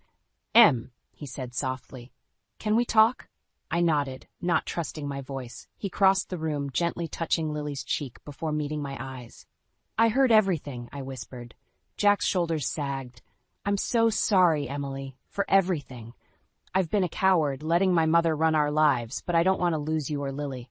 I wanted to believe him, but after months of disappointment, I hesitated. "Jack, But before I could finish, Linda burst into the room, her face red with fury. "This is all your fault," she shrieked, pointing at me. "You've turned my family against me." Jack stepped between us, shielding Lily and me. "That's enough, Mom. You need to leave, now." Linda's eyes widened in disbelief. "Jack! You can't mean that." "I do," he said firmly. "Emily and Lily are my family now, and if you can't respect that, you have no place in our lives." As Linda stormed out, sobbing dramatically, I felt a glimmer of hope. Maybe, just maybe, there was a chance for us after all. But as I looked down at Lily, peaceful in my arms, I knew the hardest decision was still to come. Could I trust Jack to maintain this newfound backbone? Or was it time to make a clean break and start a new life with my daughter? With my heart pounding and Lily's warm weight in my arms, I realized the moment of truth had arrived. Whatever I decided next would shape not just my future but Lily's as well. The weight of that responsibility was overwhelming, but I knew I had to be strong, for both of us. 6 months had passed since that fateful night when everything changed. I sat on a park bench, watching Lily toddle across the grass, her chubby legs still unsteady but her determination unwavering. Just like her mother, I thought with a smile. "She's getting so big," a familiar voice said. I looked up to see Howard approaching, a wistful smile on his face. "She is," I agreed, patting the bench beside me. "How are you doing, Howard?" He sighed as he sat down. "The divorce is final. Linda, well, she's not taking it well, but I don't regret my decision." I nodded, understanding all too well. My own divorce from Jack had been finalized just a month ago. It hadn't been easy, but I knew it was the right choice for Lily and me. "Have you heard from Jack?" Howard asked hesitantly. I shook my head. "Not since the court hearing. I think he's still trying to figure things out." As if on cue, my phone buzzed with a text. It was Jack, asking if he could see Lily this weekend. I showed Howard the message, my heart conflicted. "What are you going to do?" he asked gently. I watched Lily laugh as she chased a butterfly, her joy infectious. "I don't know," I admitted. "Part of me wants to protect her from everything, but she deserves to know her father." Howard nodded thoughtfully. "You know, Emily, I've been thinking a lot about the mistakes I made, staying silent when I should have spoken up, letting Linda's behavior go unchecked for so long. I don't want to make those same mistakes with Lily." I turned to him, surprised. "What do you mean?" "I mean," he said, his eyes misty, "that I want to be there for both of you. Not to replace Jack, but to support you however I can, if you'll let me." Tears welled up in my eyes as I reached out to squeeze his hand. Howard, you've already done so much. Your support these past months has meant everything.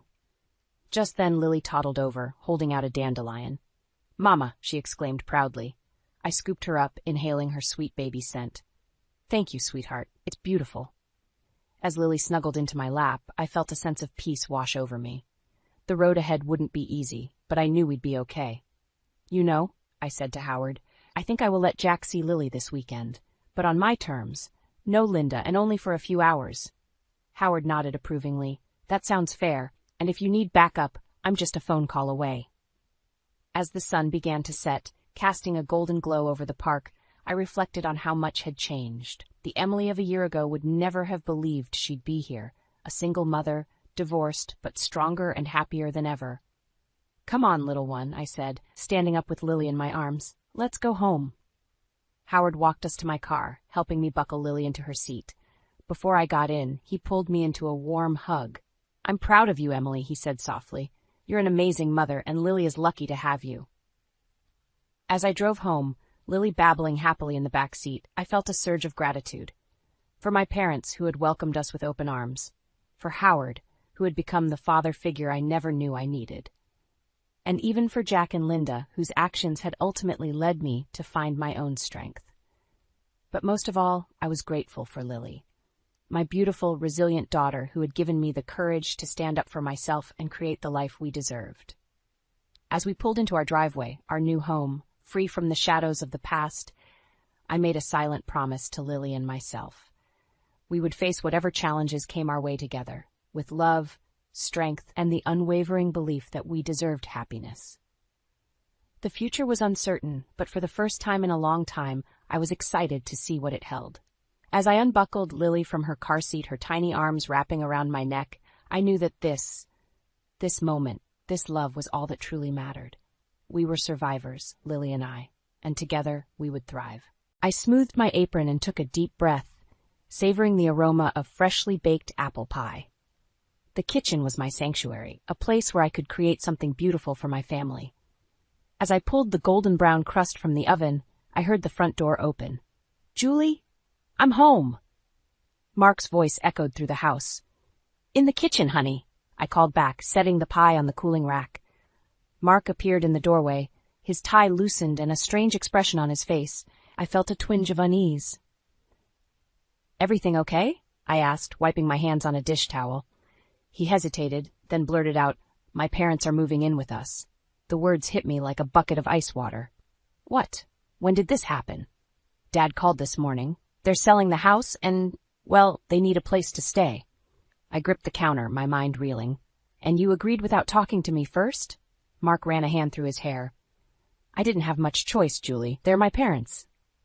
They're also the people who've criticized every decision we've made since we got married, I reminded him, my voice rising. Your mother can barely stand to be in the same room as me. That's not true, Mark protested weakly. When are they coming? I demanded. He winced. Next week. Next week? I exploded. Mark, we have a 2-year-old. Where are we supposed to put them? As if on cue, Lucy's cry pierced the air from upstairs. I closed my eyes, trying to steady myself. We'll figure it out, Mark said, reaching for me. I stepped back, shaking my head. No, you'll figure it out. This is your mess. I untied my apron and tossed it on the counter. I need to check on Lucy. I brushed past him, my mind racing. How could he do this without consulting me? As I climbed the stairs, memories of past encounters with Claire, Mark's mother, flooded back. Her disapproving glances, her not-so-subtle jabs about my housekeeping and parenting skills.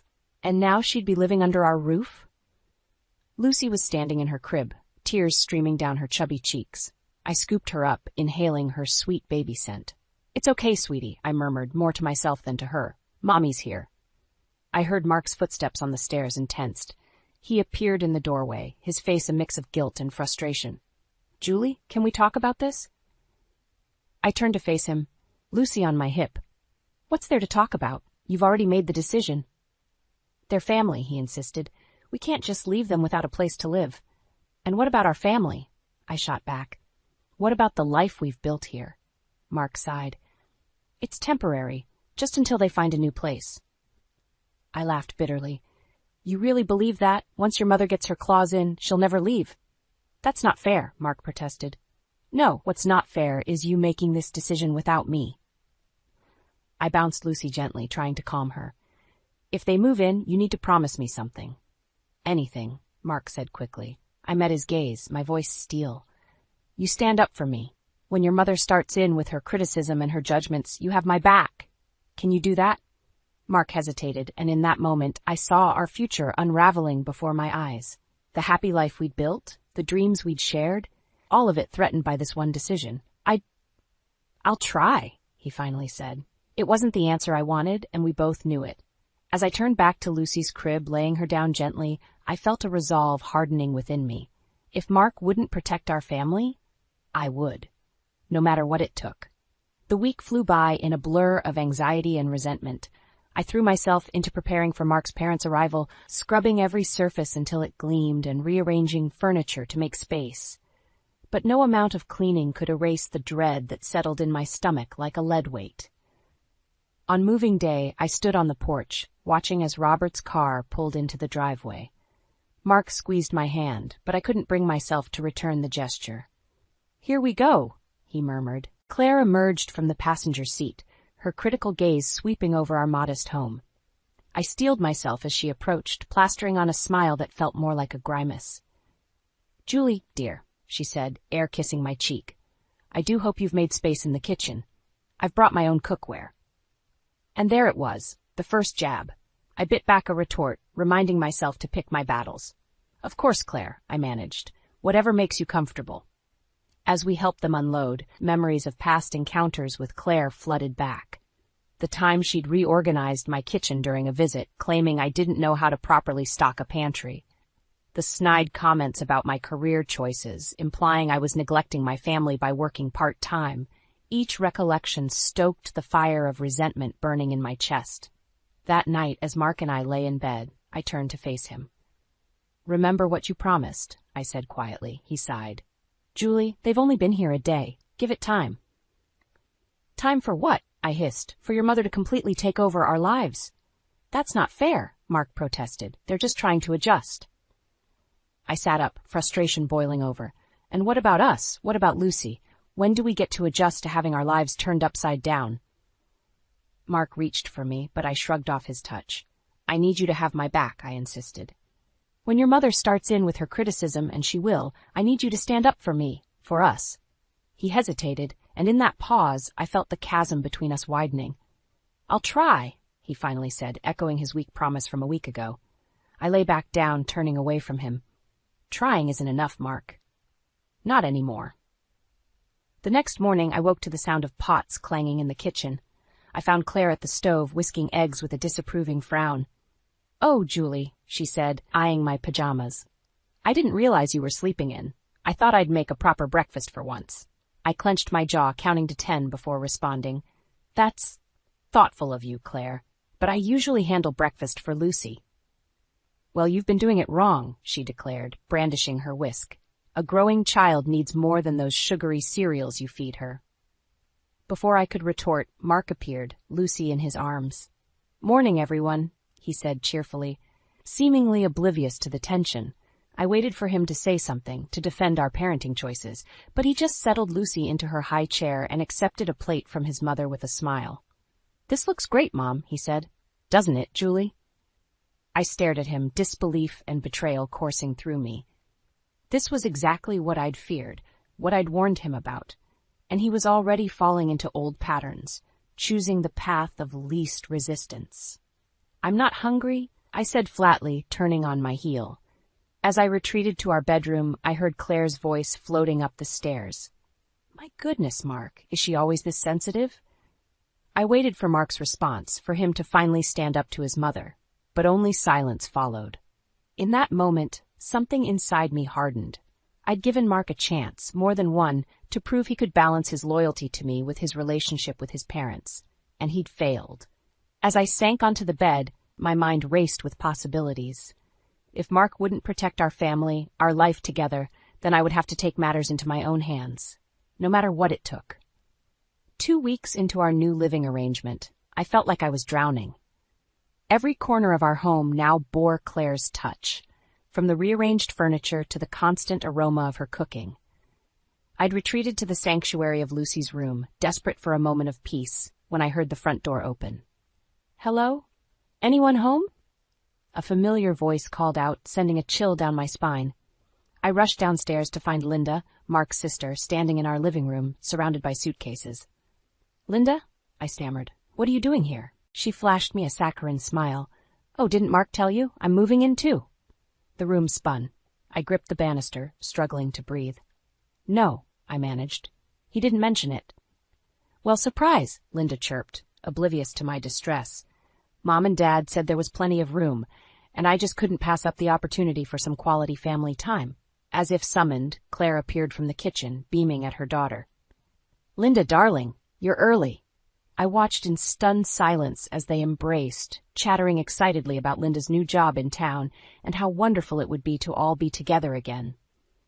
"Julie," Claire said, finally acknowledging my presence, "be a dear and help Linda with her bags. We'll put her in the guest room." "The guest room?" I echoed weakly.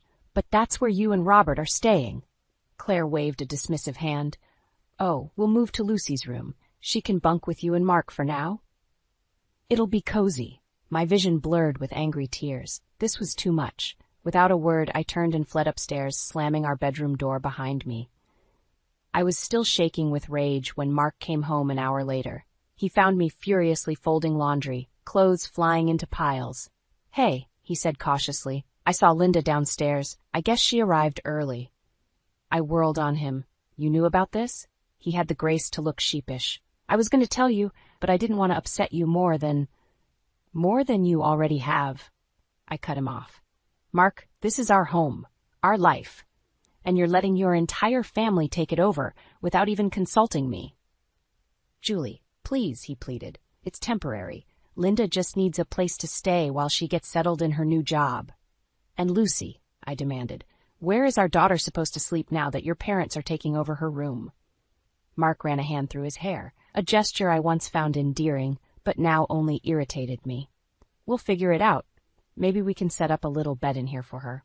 I stared at him, disbelief etched on my face. "Do you even hear yourself? This isn't a solution, Mark. This is chaos." "What do you want me to do?" he snapped, his patience finally wearing thin. "They're my family. And what are we?" I shot back, gesturing between us. "Aren't we your family too?"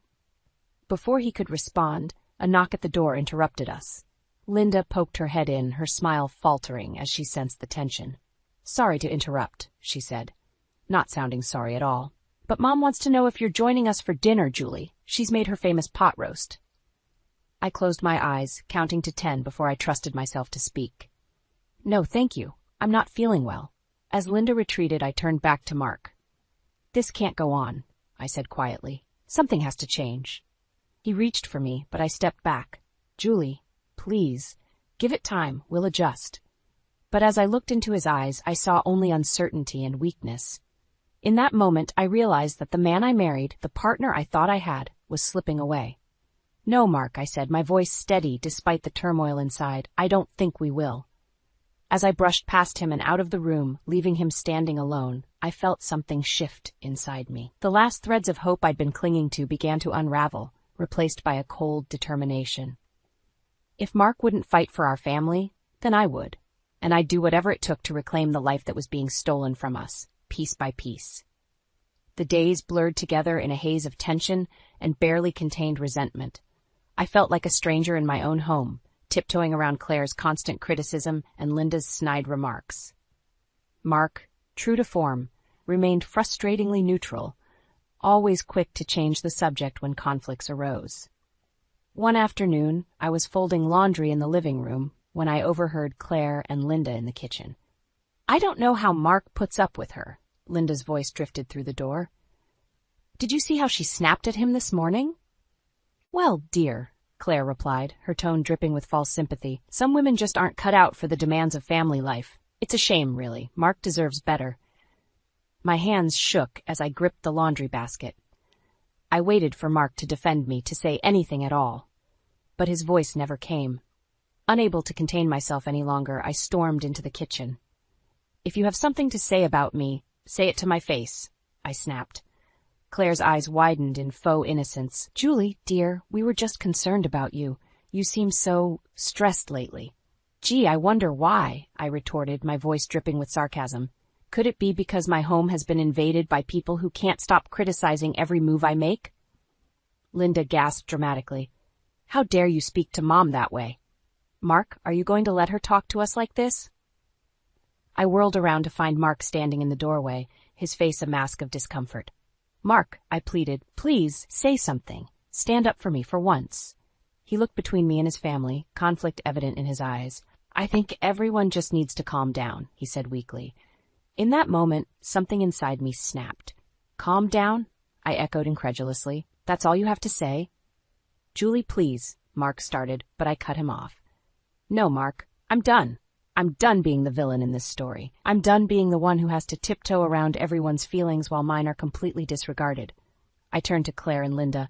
"And I'm done pretending that this arrangement is working. It's not. It never was." Claire's face hardened. "Well, if that's how you feel, perhaps it's best if you—" "If I what?" I challenged. "Leave? This is my home. I'm not going anywhere." "Mom, Dad," Mark interjected, finally finding his voice. "Maybe we should talk about finding you and Linda your own place." I felt a flicker of hope, quickly extinguished by Claire's next words. "Nonsense," she said firmly. "We're family. We stick together. Julie's the one who needs to adjust her attitude." I looked at Mark, silently begging him to stand his ground, but I saw the moment he caved, his shoulders slumping in defeat. "We'll figure something out," he mumbled, not meeting my eyes. In that moment, I realized that the man I married, the partner I thought I had, was gone. In his place stood a stranger, unwilling or unable to fight for our family. I turned and walked out of the kitchen, ignoring their calls behind me. In our bedroom, the only space left that felt like mine, I sank onto the bed, my mind racing. For weeks, I'd been holding on to hope that things would improve, that Mark would step up and set boundaries with his family. But now, faced with the harsh reality of his continued inaction, I knew I had to make a choice. I couldn't continue living like this, constantly under attack in my own home, and I couldn't subject Lucy to this toxic environment. As much as it pained me to admit it, I was starting to see only one way out. With shaking hands, I pulled out my phone and searched for divorce lawyers in our area. As I stared at the search results, a mix of fear and determination washed over me. This wasn't the future I'd envisioned for us, but I refused to be a victim any longer. If Mark wouldn't fight for our family, then I would fight for myself and Lucy. Whatever it took. The shrill ring of my phone cut through the tense silence of the house. I glanced at the caller ID and felt my heart skip a beat. It was my sister, Sarah. "Julie." Her voice trembled on the other end. "It's Dad. He's in the hospital." The world seemed to tilt on its axis. "What happened?" I managed to ask, gripping the phone tightly. "Heart attack. They're saying it's serious. You need to come home." I ended the call, my mind racing.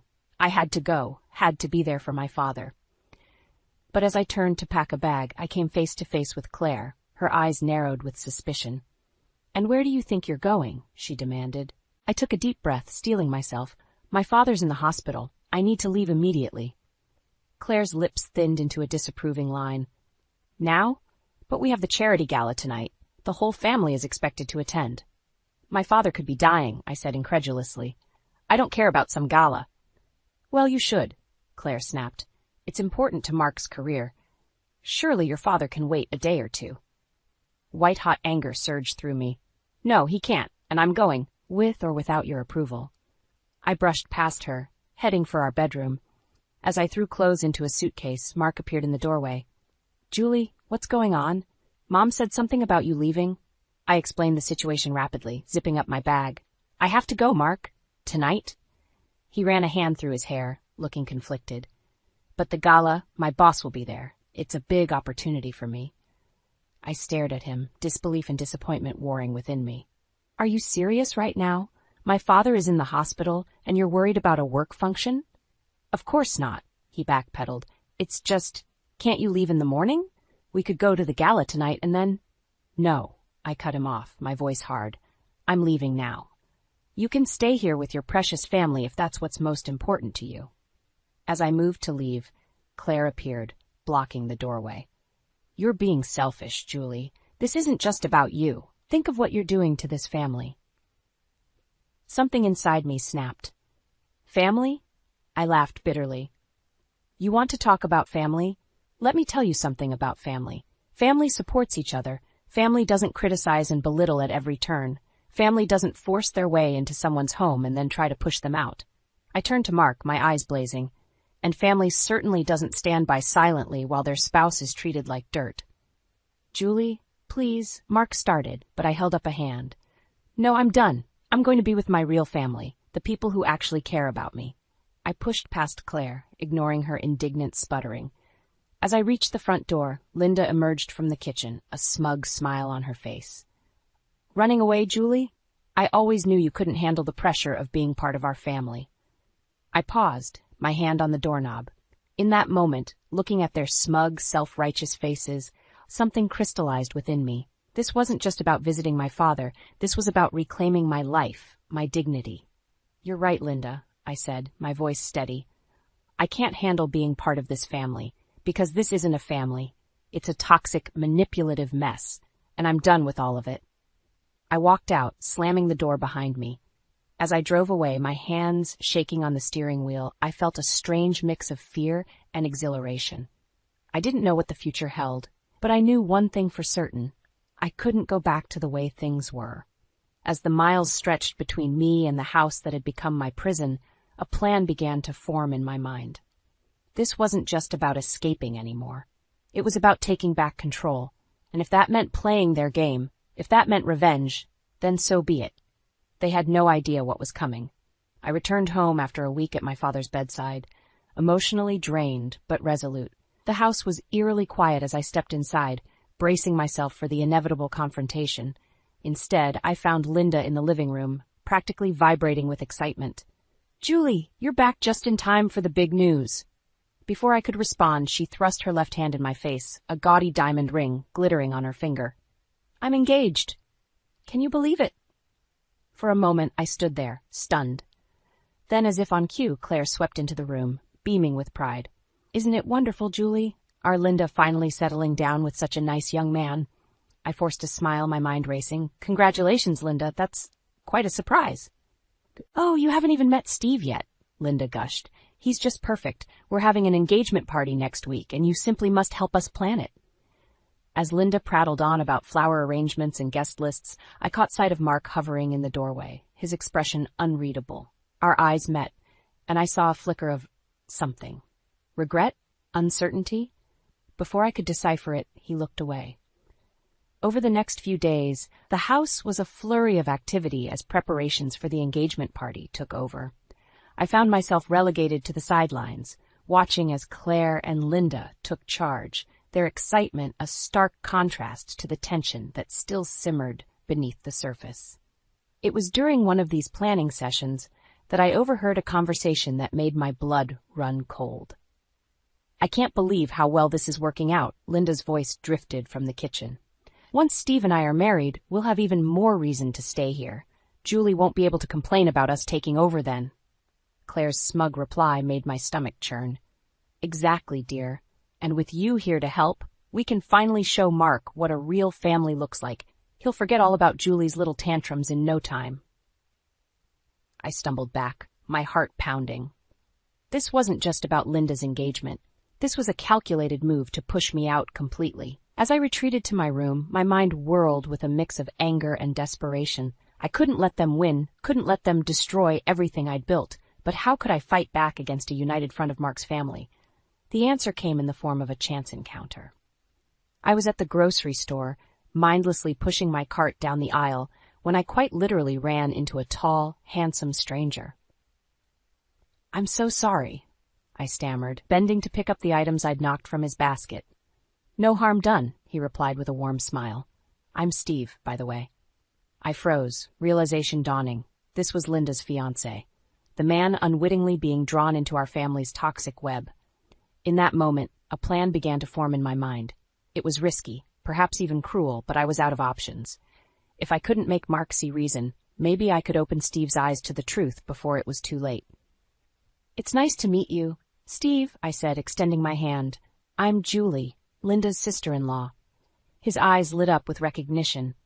"Oh, I've heard so much about you. Linda says you're helping with the engagement party planning."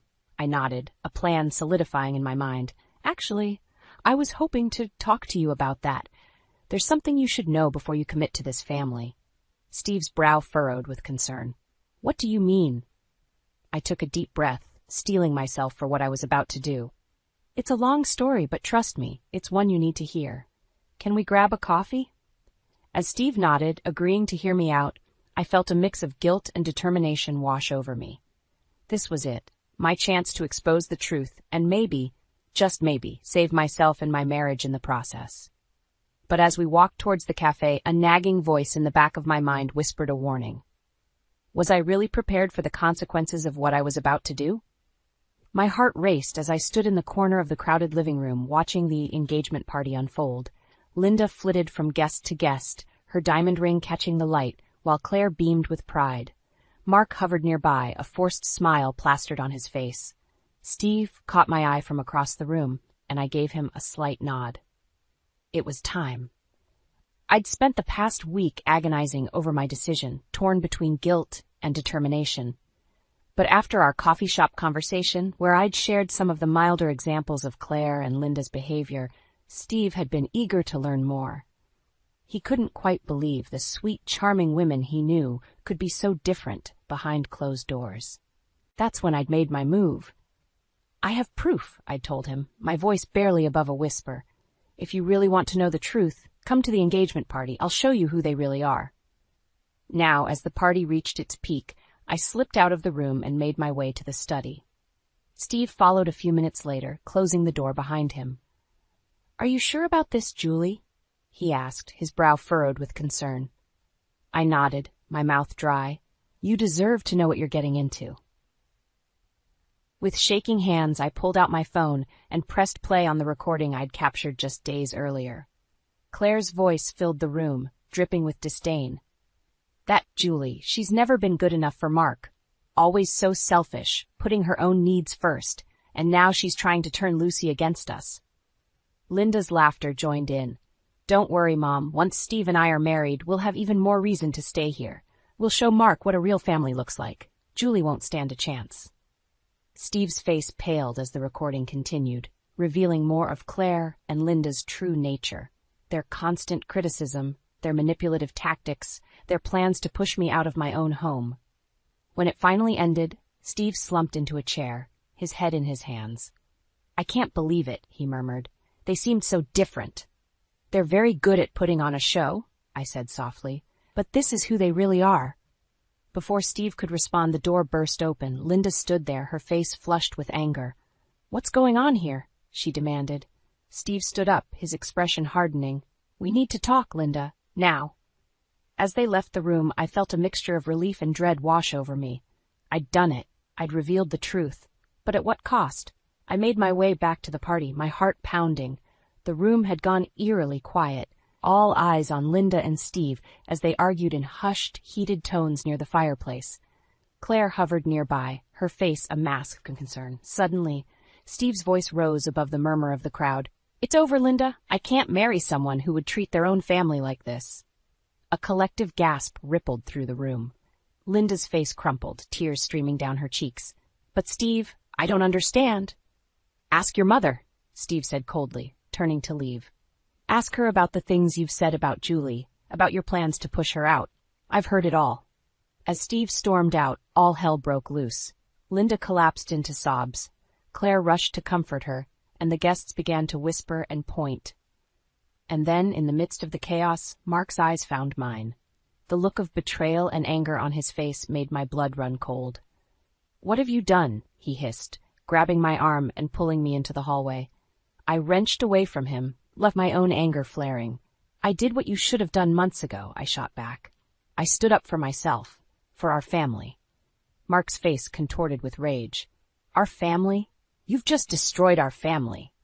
As the sounds of Linda's sobs and Claire's attempts to salvage the situation drifted from the living room, I realized there was no going back. I'd lit the match, and now everything was going up in flames.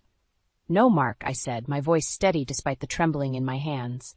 "You destroyed our family the moment you chose them over us." With that, I turned and walked away, leaving Mark standing in the hallway, surrounded by the wreckage of the life we'd once shared. As I climbed the stairs to pack my bags, I knew that the real battle was just beginning. The weeks following the disastrous engagement party were a blur of heated arguments, tearful conversations, and sleepless nights. But as I stood in our, now my living room, surrounded by packed boxes, I felt a strange sense of calm. "Are you sure about this, Julie?" Sarah asked, cradling Lucy in her arms. I nodded, taking a deep breath. "It's time. I can't live like this anymore."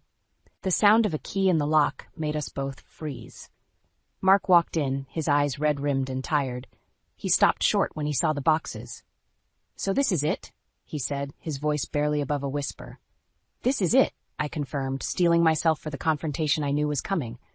Mark's face crumpled. "Julie, please, we can work this out. I'll ask them to leave. It's too late for that." I cut him off. "You've had months to choose us, to stand up for our family, but you didn't, and I can't keep waiting for you to be the husband and father we need." As if on cue, Claire's voice drifted down from upstairs. "Mark, is that Julie? Tell her Linda needs help with the—" "Not now, Mom!" Mark shouted, his frustration finally boiling over. The silence that followed was deafening. I picked up my suitcase, nodding to Sarah to bring Lucy. "We're leaving now, Mark. My lawyer will be in touch about the divorce proceedings." "Divorce?" Mark's voice cracked. "Julie, no. Please, let's talk about this." For a moment, I hesitated. The look of desperation in his eyes almost made me waver. But then I thought of all the times I'd begged him to stand up for me, all the nights I'd cried myself to sleep feeling alone in my own home. "We're done talking," I said firmly. "It's time for action." As we walked out the door, I heard Claire and Linda's voices, demanding to know what was happening. Mark's anguished reply faded as we drove away, Lucy babbling happily in her car seat, oblivious to the monumental change taking place. The months that followed were challenging, to say the least. The divorce proceedings were messy, with Claire and Linda trying to paint me as an unfit mother. But I stood my ground, armed with evidence of their behavior and supported by friends who had witnessed their treatment of me over the years. To my surprise, it was Mark who finally put an end to their interference. In a moment of clarity, during a heated courtroom exchange, he stood up and addressed the judge directly. "Your Honor, I've been blind to the truth for too long," he said, his voice shaking. "Julie is an excellent mother, and she deserves better than what I and my family have put her through. I won't contest her custody claim." His words, though late in coming, lifted a weight from my shoulders. As we left the courthouse that day, divorce papers finalized and custody agreement in hand, Mark approached me. "I'm sorry, Julie," he said, his eyes filled with regret, "for everything. I hope someday you can forgive me." I nodded, not quite ready to absolve him, but appreciating the gesture. "Take care of yourself, Mark, and maybe think about getting some distance from your family, for your own sake." As I watched him walk away, I felt a chapter of my life closing. But rather than sadness, I felt a surge of hope for the future. Now, a year later, I stand in the kitchen of my new home, watching Lucy play in the backyard. The sound of her laughter fills the air, untainted by criticism or manipulation. I think back to the woman I was, so desperate to keep her family together that she lost herself in the process. That woman is gone, replaced by someone stronger, wiser, and fiercely protective of the life she's built. I hear from Sarah that Mark has finally moved out of his parents' house, seeking therapy to address the years of manipulation. Claire and Linda, I'm told, are struggling to accept the new dynamic. Part of me feels a twinge of satisfaction at their discomfort, but mostly I'm just grateful to have escaped their toxic influence. As I join Lucy in the yard, reveling in the simple joy of playing with my daughter, I realize that this moment of pure, uncomplicated happiness is the revenge I truly wanted all along. Not to hurt them, but to free myself, to build a life filled with love, respect, and peace. And as Lucy runs into my arms, her face beaming with trust and adoration, I know that I've finally won the battle that truly matters. The moment I saw Lucas across the crowded restaurant, 20 years melted away like snow in spring. My heart raced, palms sweaty as I gripped my wine glass. I shouldn't have come. "Amelia?" His voice, deeper now, but still unmistakable, sent a shiver down my spine. I turned, forcing a smile. "Lucas," It's been a long time. He stood there, salt and pepper hair framing those same intense blue eyes I'd fallen for in high school. The years had been kind to him, adding distinguished lines around his eyes and mouth. "You look amazing," he said, pulling out the chair across from me. "I wasn't sure you'd show up." I laughed nervously. Honestly, I wasn't sure either, but here I am. The waiter appeared, breaking the tension. We ordered drinks, our eyes never leaving each other. "So," Lucas began, leaning forward. "How've you been? Last I heard, you were climbing the corporate ladder in Chicago." I nodded, grateful for the easy topic. "Executive VP now. It's been a wild ride, but I love it. What about you? Still in construction?" "Yep. Started my own company about 10 years ago. It's doing well." He paused, his expression softening. "But let's not dance around it, Amelia. Why did you agree to meet after all this time?" The question hung in the air, heavy with unspoken history. I took a deep breath, steeling myself. I thought it was time. Emily's almost 18 now, and Lucas's face paled. "Emily, you mean?" "Yes," I said quietly. "Our daughter." The shock on his face was quickly replaced by anger. "Our daughter? Amelia, what the hell? You told me you didn't want anything to do with me or the baby." I recoiled, confusion etched across my face. "What? No, that's not what happened at all. Your mother said you wanted nothing to do with us." Lucas slammed his fist on the table, causing nearby diners to stare. "My mother? What does she have to do with this?" "Everything," I hissed, leaning closer. "She told me you'd left town, that you wanted a clean break. I was young and scared, Lucas. I believed her." He ran a hand through his hair, visibly shaken. "This can't be happening, all these years." "I'm sorry," I whispered, reaching for his hand. He didn't pull away. "I should have tried harder to find you, to get the truth, but I was just a kid and your mother was persuasive." Lucas's eyes met mine, a storm of emotions swirling in their depths. "Tell me about her. Emily, what's she like?" I smiled despite the tension. "She's amazing, smart, stubborn, creative. She has your eyes, you know." He nodded, a small smile tugging at his lips. "Does she know about me?" "She knows you exist, but not much else." I wasn't sure how to explain it all. Lucas leaned back, processing. "So what now? Why tell me all this after so long?" I took a deep breath, steeling myself for what came next. "Because Emily deserves to know her father, and because I never stopped loving you, Lucas. I know it's crazy, but—" His phone buzzed loudly, interrupting. Lucas glanced at it, his face darkening. "It's my mother. I should take this." As he stepped away to answer, I sat there, heart pounding. What had I done? 20 years of secrets and lies, all unraveling in a single evening, and the biggest bombshell was yet to come. How would Emily react to all this? Lucas returned, his expression grim. "That was my mother. She knows we're meeting. Amelia, I think we've both been played for fools all these years." I nodded, a mix of anger and determination rising within me. "Then it's time we set things right, don't you think?" He reached across the table, taking my hand. "Together?" "Together," I agreed, squeezing his hand. As we left the restaurant, I couldn't shake the feeling that this was just the beginning. The past was about to collide with the present, and I had no idea if my carefully constructed life would survive the impact. I paced the living room, rehearsing the words I'd say to Emily. How do you tell your 17-year-old daughter that her long-lost father is suddenly back in the picture?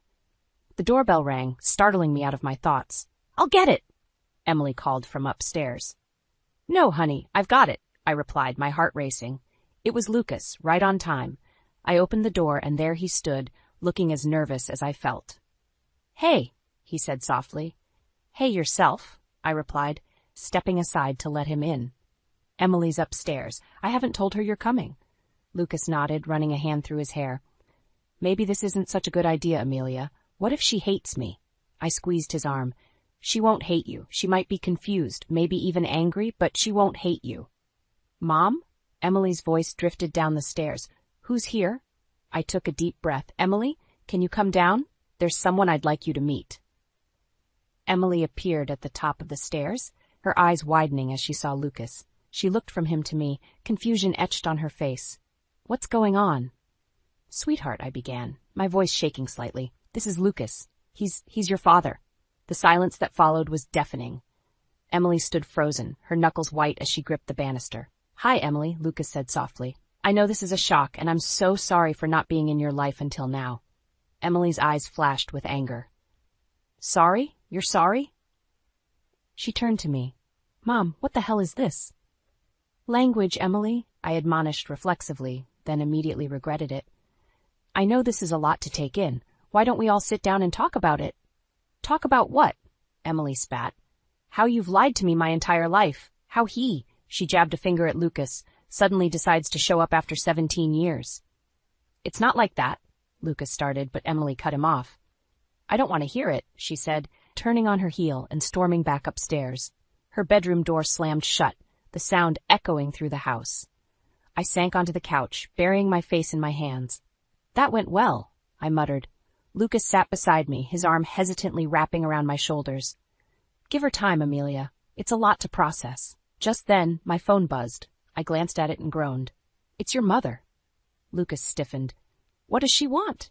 I showed him the text. Heard you're playing Happy Families. Don't forget who really raised that girl. Dinner tomorrow. No excuses. She has some nerve, Lucas growled. What do we do? I asked, feeling overwhelmed. Before Lucas could answer, the doorbell rang again.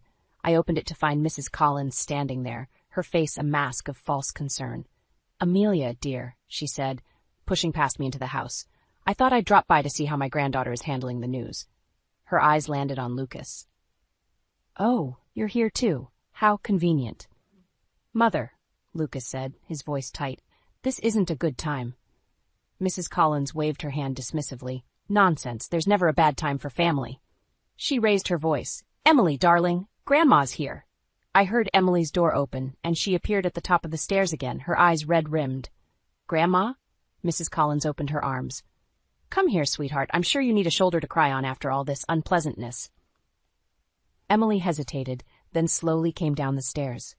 As she reached the bottom, Mrs. Collins enveloped her in a hug, shooting a triumphant look at Lucas and me over Emily's shoulder. There, she cooed. Grandma's got you.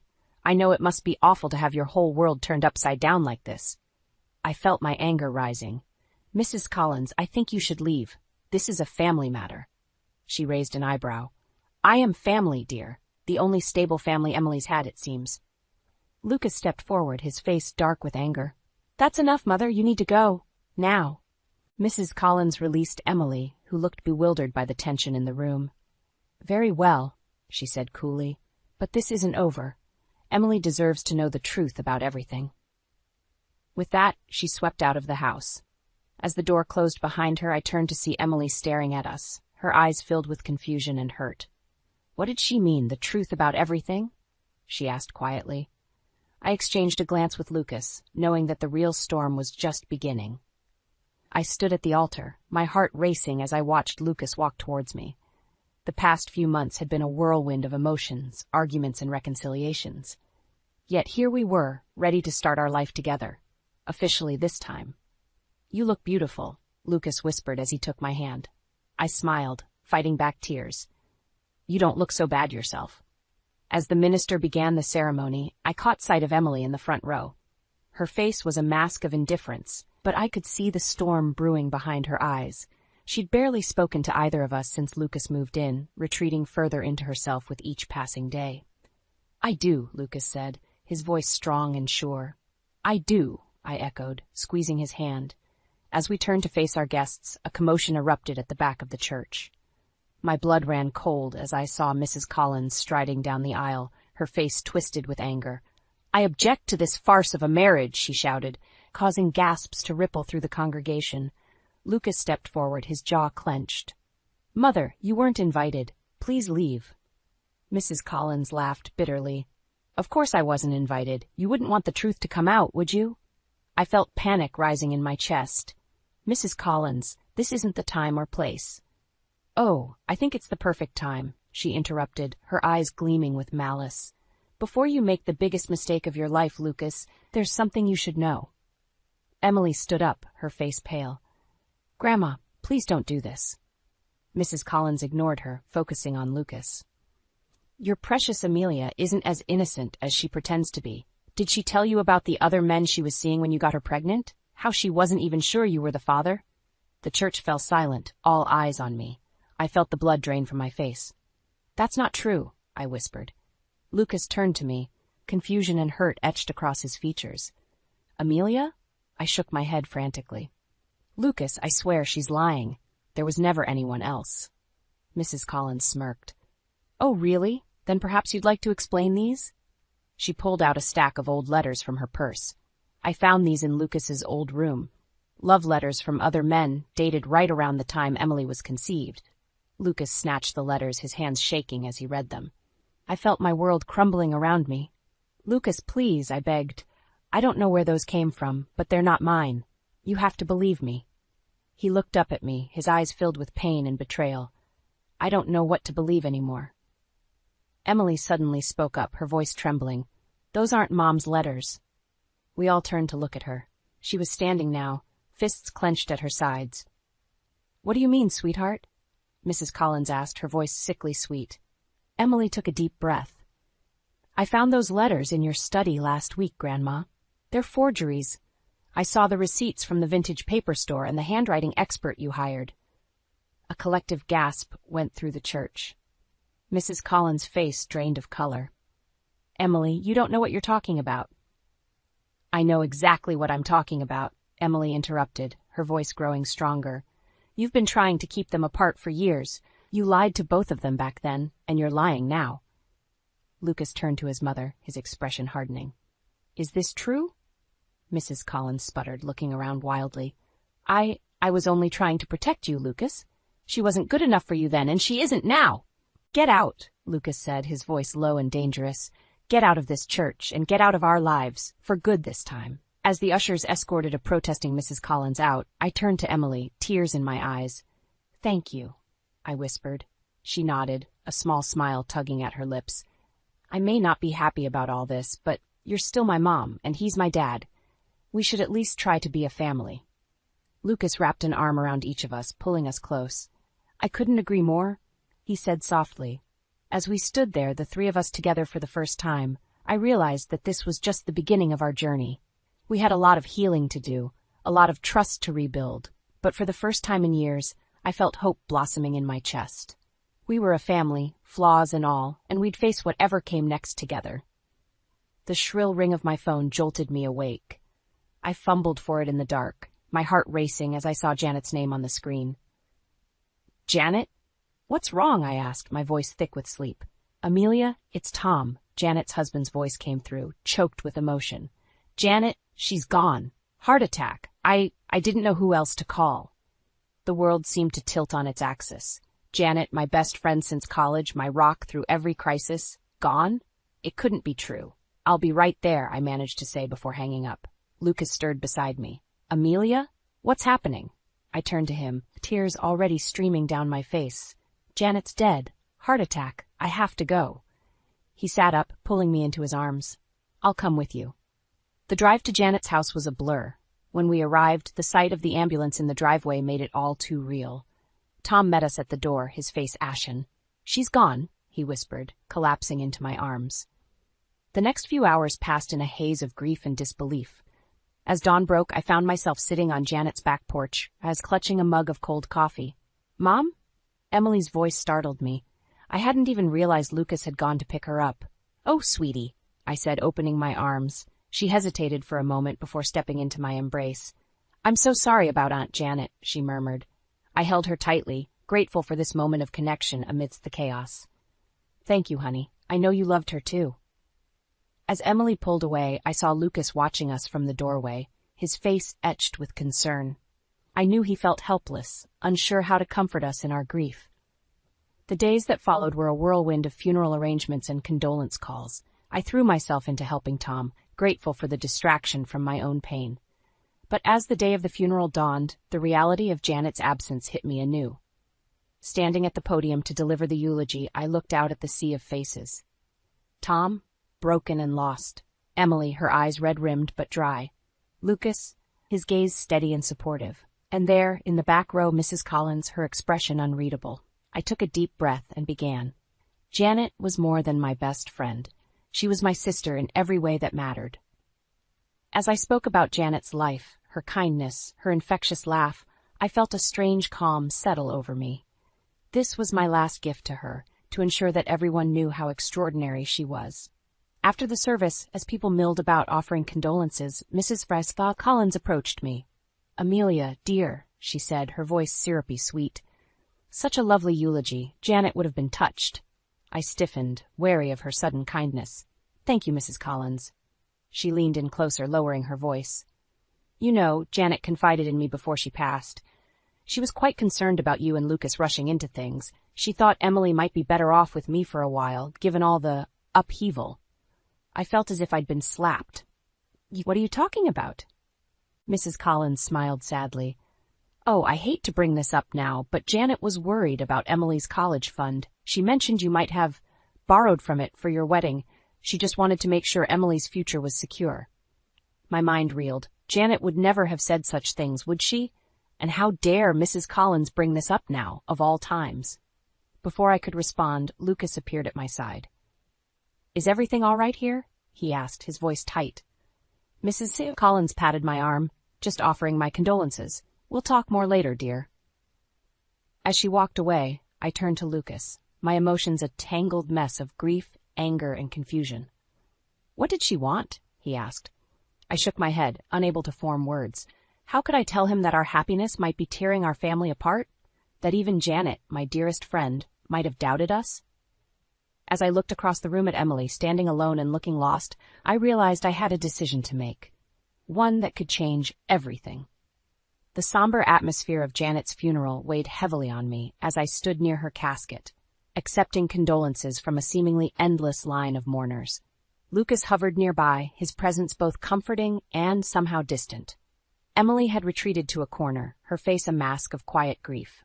As the last of the guests offered their sympathies, I felt a familiar chill run down my spine. Mrs. Collins approached, her face a picture of false concern. "Amelia, dear," she cooed, "such a tragedy. Janet was such a pillar of the community." I nodded stiffly, bracing myself for whatever barb was coming next. "You know," Mrs. Collins continued, lowering her voice conspiratorially, "Janet and I had quite a long chat just last week. She was so concerned about Emily's future." My guard instantly went up. "What are you talking about?" Mrs. Collins' eyes gleamed with malice. "Well, it seems Janet was worried about Emily's inheritance. She mentioned something about you dipping into Emily's college fund for your hasty wedding." The accusation hit me like a physical blow. "That's absurd," I hissed. "Janet would never." "Oh, but she did," Mrs. Collins interrupted. "She was quite distressed about it. In fact, she suggested that perhaps Emily would be better off living with me for a while, given all the upheaval in your household." Red-hot anger surged through me. How dare she use Janet's memory to manipulate us? "Mrs. Collins," I said, my voice dangerously low, "I don't know what game you're playing, but this ends now. Janet would never have said those things, and you know it." She feigned innocence. "I'm only relaying what Janet told me, dear. Perhaps we should discuss Emily's living arrangements and her financial future. After all, it's what Janet would have wanted." Something inside me snapped. "Enough!" I shouted, drawing startled looks from the remaining mourners. "How dare you use my best friend's funeral to push your agenda? You've been trying to tear this family apart from the moment Lucas and I reconnected, and I won't stand for it anymore." Mrs. Collins' face hardened. "Now, Amelia, let's not make a scene." "No, let's make a scene," I retorted, my voice rising. "Let's talk about how you lied to Lucas and me 20 years ago, keeping us apart. Let's discuss how you've manipulated Emily, poisoning her against her own father. You're toxic, Mrs. Collins, and I won't let you hurt my family anymore." Lucas appeared at my side, his face a mix of concern and determination. "Mother, I think it's time for you to leave." Mrs. Collins' eyes darted between us, realizing she'd lost this round. "This isn't over," she hissed before turning on her heel and stalking away. As the door slammed behind her, I became acutely aware of the stunned silence in the room. Emily stood frozen, her eyes wide with shock and confusion. "Mom?" she whispered. What just happened?" I felt the weight of every eye in the room on me. The truth I'd been holding back for so long threatened to spill out. But was this really the time or place? Lucas squeezed my hand. "Amelia," he said softly, "I think it's time we told Emily everything. No more secrets." I looked at my daughter, seeing the hurt and uncertainty in her eyes. Then I glanced at Janet's photo on the casket, her warm smile seeming to encourage me even now. Taking a deep breath, I made my decision. "You're right," I said to Lucas. Then, Turning to Emily, I held out my hand. "Sweetheart, there's something we need to tell you. About your grandmother, about your father and me, about everything." Emily hesitated for a moment before taking my hand. As we moved to a quiet corner of the room, I knew that whatever came next would change our family forever. But with Janet's memory to guide me and Lucas by my side, I was finally ready to face the truth, and whatever consequences came with it. The days following Janet's funeral blurred together in a haze of grief and tension. Emily had retreated further into herself after our revelation, barely speaking to Lucas or me. I felt like I was walking on eggshells in my own home, the weight of unspoken words crushing us all. It was a crisp Saturday morning when everything came to a head. I was in the kitchen, mindlessly stirring a cup of coffee when Lucas burst through the door, his face ashen. "Amelia, we need to talk. Now." The urgency in his voice sent chills down my spine. "What's wrong?" He thrust a stack of papers onto the counter. "I found these in my mother's study. She's been lying to us for years." My hands shook as I picked up the documents. Forged letters, manipulated bank statements, even a fake paternity test, all designed to keep Lucas and me apart, to make him believe I wanted nothing to do with him or our unborn child. "Oh my God," I whispered, feeling sick to my stomach. "Lucas, I had no idea." "I know," he cut me off, his voice tight with anger. "But that's not all. Look at the last page." I flipped to the final document, my eyes widening in horror. It was a petition for guardianship of Emily, filed by Mrs. Collins just days ago. "She's trying to take our daughter," I breathed, panic rising in my chest. Before Lucas could respond, the front door slammed open. Mrs. Collins strode in, flanked by two stern-looking men in suits. "I'm sorry it's come to this," she said, her voice dripping with false sympathy. "But it's clear that Emily needs a stable home environment." I stepped forward, fury coursing through my veins. "How dare you? After everything you've done, you think you have any right to our daughter?" Mrs. Collins smiled coldly. "I have every right. I've been more of a parent to her than either of you. And now, with all the upheaval in your lives, it's time for Emily to come live with me permanently." Lucas moved to stand beside me, his jaw clenched. "You're not taking her anywhere, Mother. We know the truth now, all of it." For a moment, I saw a flicker of uncertainty in Mrs. Collins' eyes, but she quickly recovered, her mask of superiority firmly back in place. "Truth? What truth? All I see are two selfish adults who've turned that poor girl's life upside down. Emily needs stability, structure, something you clearly can't provide." As if on cue, Emily appeared at the top of the stairs, her eyes wide with fear and confusion. "What's going on?" Mrs. Collins turned to her, arms outstretched. "Emily, darling, come down. It's time to go home with Grandma." I felt my world tilting on its axis. This couldn't be happening. We couldn't lose Emily. Not now, not after everything we'd been through. "Emily, please," I pleaded, my voice breaking. "Don't listen to her. We love you. We want you here with us." Emily hesitated, her gaze darting between us and her grandmother. The tension in the room was palpable, every second stretching into an eternity. Suddenly, Lucas stepped forward, his voice steady and determined. "Mother, this ends now. You've manipulated and lied to all of us for far too long. I won't let you tear this family apart anymore." Mrs. Collins' face contorted with rage. "You ungrateful boy. After everything I've done for you." "Everything you've done?" I exploded, unable to contain my anger any longer. "You mean like keeping Lucas from his child for 18 years? Poisoning Emily against us? Trying to steal our daughter?" The room fell silent, all eyes on Mrs. Collins. For the first time, I saw a crack in her carefully constructed facade. She looked scared. "I was only trying to protect my family," she stammered. "No," Lucas said firmly. "You were trying to control us, and it stops now." As we stood there, the air thick with tension, I realized we'd reached a turning point. Whatever happened next would define our family forever. I looked at Emily, still frozen on the stairs, her eyes filled with a mix of fear and dawning understanding. In that moment, I knew what I had to do. Taking a deep breath, I stepped towards Mrs. Collins, my voice low and dangerous. "Get out of our house, now. And if you ever try to come between us and our daughter again, I swear I'll—" The silence that followed my outburst was deafening. Mrs. Collins stood frozen, her face a mask of shock and disbelief. Lucas placed a steadying hand on my shoulder, his touch grounding me in the storm of emotions. "Mother, Lucas said, his voice low and controlled. "I think it's time for you to leave." Mrs. Collins' eyes darted between us, desperation creeping into her expression. "Lucas, surely you can't believe these lies. Everything I've done has been for you, for our family." I felt Lucas tense beside me. This was the moment of truth, the crossroads where he'd have to choose between the mother who raised him and the family he'd just found. "No, Mother," he said firmly. "Everything you've done has been for yourself. You've lied, manipulated, and hurt us all. I won't let you do it anymore." Relief washed over me, but it was short-lived. A strangled sob from the stairs reminded us that Emily was still there, witnessing everything. "Emily, sweetheart," I began, taking a step towards her. But before I could reach her, Mrs. Collins made her final, desperate move. She lunged forward, grabbing Emily's arm. "Come with me, darling. I'll protect you from these people who've done nothing but lie to you." Emily's eyes widened in fear, and I saw red. Without thinking, I surged forward, wrenching Mrs. Collins' hand away from my daughter. "Don't you dare touch her!" In the chaos that followed, I barely registered Lucas calling the police or Mrs. Collins's hysterical screaming. All I could focus on was Emily, trembling and pale, caught in the middle of this nightmare. As the police arrived and began questioning everyone, I pulled Emily into a tight embrace. "I'm so sorry, baby. I'm so sorry." She clung to me, her body shaking with silent sobs. Over her shoulder, I watched as Lucas gave his statement to the officers, his face a mix of pain and determination.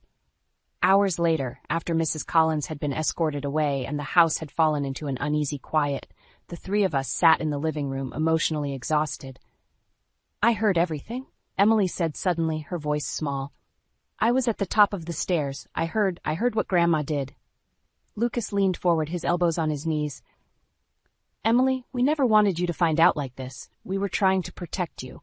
She looked up, her eyes shining with unshed tears. "But why didn't you tell me sooner? Why did you let me believe all those things about you, Dad?" The word Dad hung in the air, fragile and new. Lucas's breath caught, and I saw the emotions play across his face. "I was afraid," he admitted softly. "Afraid you wouldn't want me, afraid I'd mess everything up. I should have been braver for you."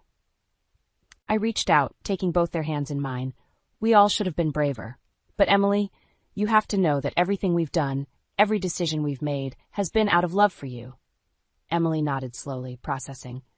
I don't know who to trust anymore. Grandma was always there for me, and now—" "I know, sweetheart," I said, my heart breaking for her. "But we're here now, all of us together. We can figure this out." As we sat there, the weight of everything that had happened pressing down on us, I realized that this was just the beginning.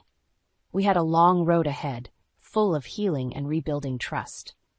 Lucas squeezed my hand, his eyes meeting mine over Emily's head. In that moment, I saw all the love, pain, and determination we shared. Whatever came next, we'd face it as a family. But as the night wore on and Emily finally drifted off to sleep between us on the couch, a nagging fear gnawed at the edges of my mind. Mrs. Collins' words echoed in my ears. "This isn't over." I knew, with a certainty that chilled me to the bone, that she was right. This was far from over, and as I looked at my fragile, newly formed family, I wondered if we were strong enough to withstand whatever storm was coming our way. The weeks following Mrs. Collins' dramatic exit were a minefield of emotions. Emily oscillated between anger and grief, lashing out one moment and withdrawing the next. Lucas struggled with guilt, second-guessing every interaction with his daughter. And I felt like I was barely holding us all together with sheer willpower. It all came to a head on a rainy Sunday afternoon. I was in the kitchen, mindlessly stirring a pot of soup, when I heard raised voices from the living room. "You can't just waltz in here and expect to be my dad!" Emily shouted. "Where were you for the past 17 years? I rushed in to find Emily and Lucas facing off, both red-faced and teary-eyed. "I'm trying, Emily," Lucas pleaded. "I know I can't make up for lost time, but nothing."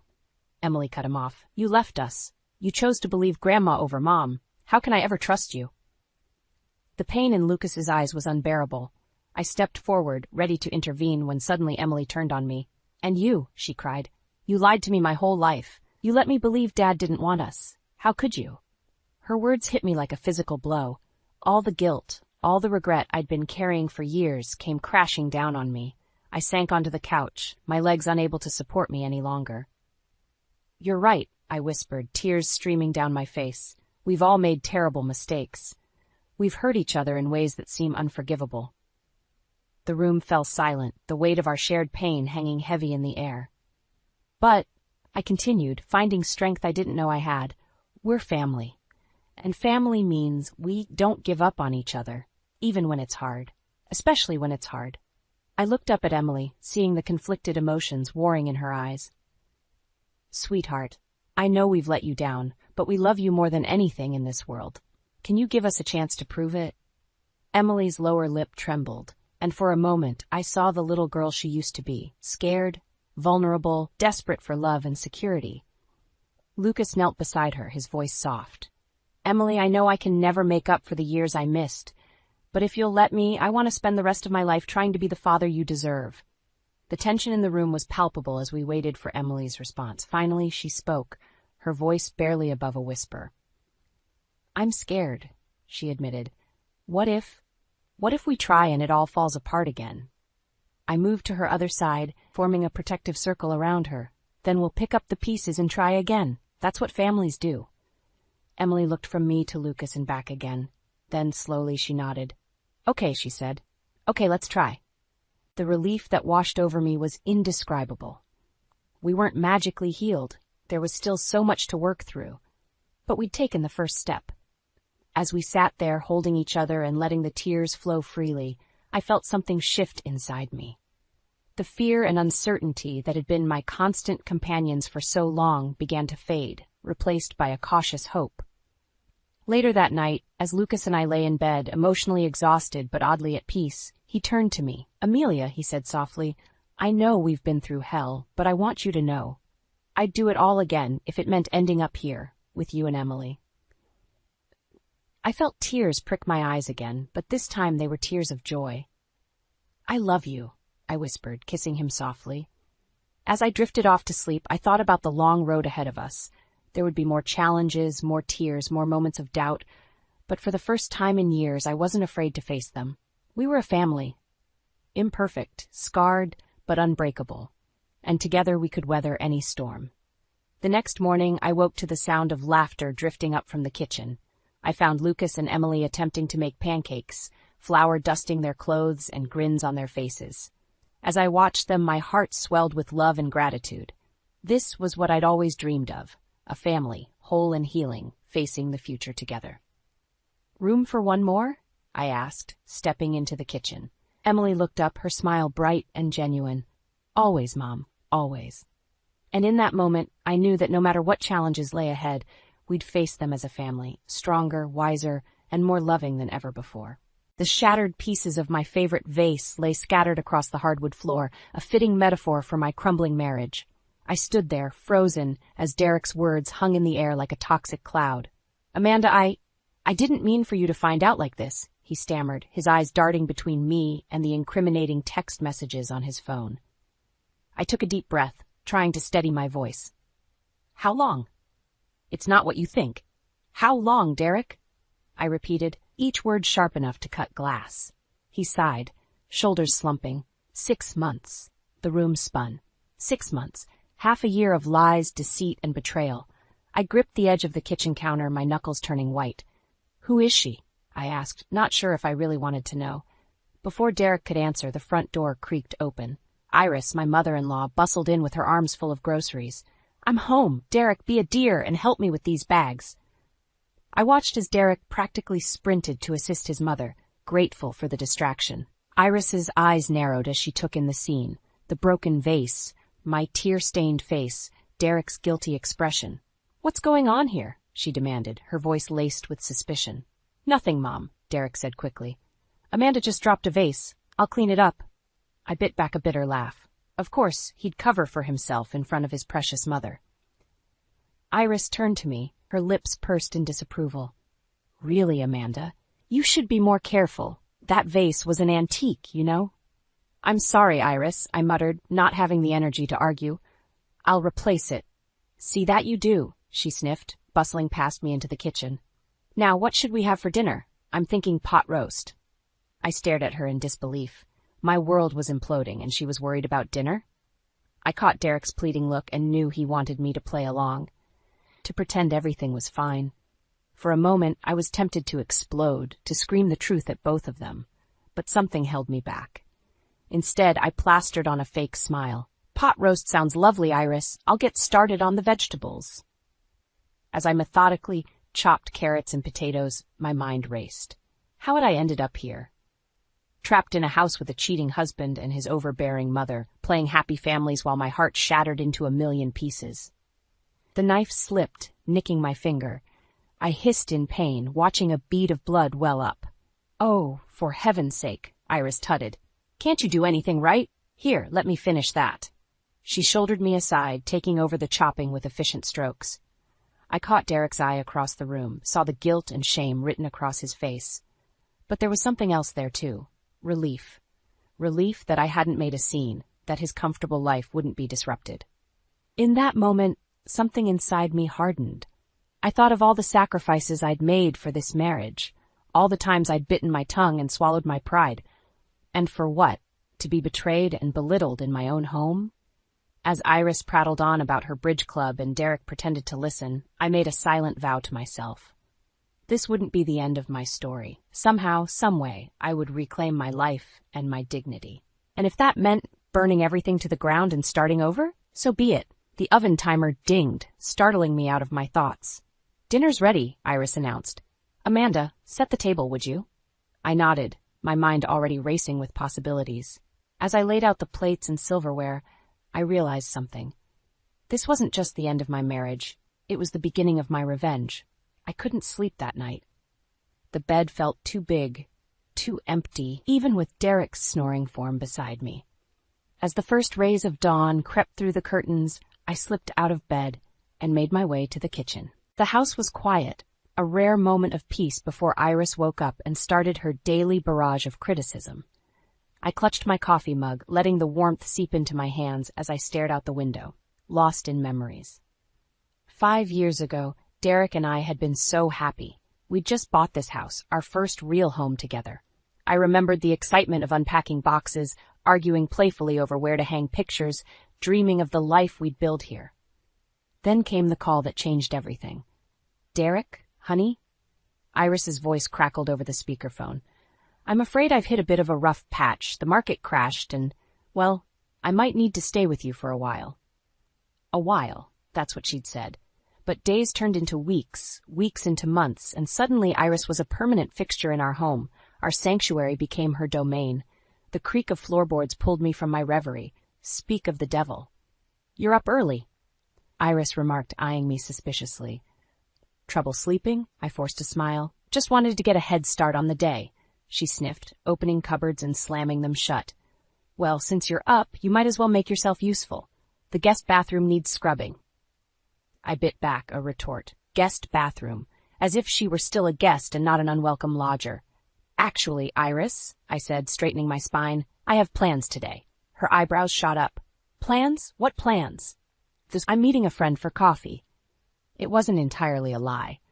I did have a friend, Sarah from work, who'd been begging me to get together. I just hadn't planned on actually going until this moment. Iris's lips thinned. But it's Saturday. You always do the deep cleaning on Saturdays. I'll do it tomorrow, I said, my voice firmer than I'd intended. She opened her mouth to argue, but Derek chose that moment to stumble into the kitchen, bleary-eyed and disheveled. Morning? He mumbled, reaching for the coffee pot. His eyes darted between Iris and me, sensing the tension. Everything okay? Your wife seems to think her social life is more important than her responsibilities, Iris snapped. I watched Derek, waiting to see if he'd defend me, but he just sighed, avoiding my gaze. Amanda, can't you just reschedule? You know how Mom likes the house to be clean for Sunday dinner. And there it was.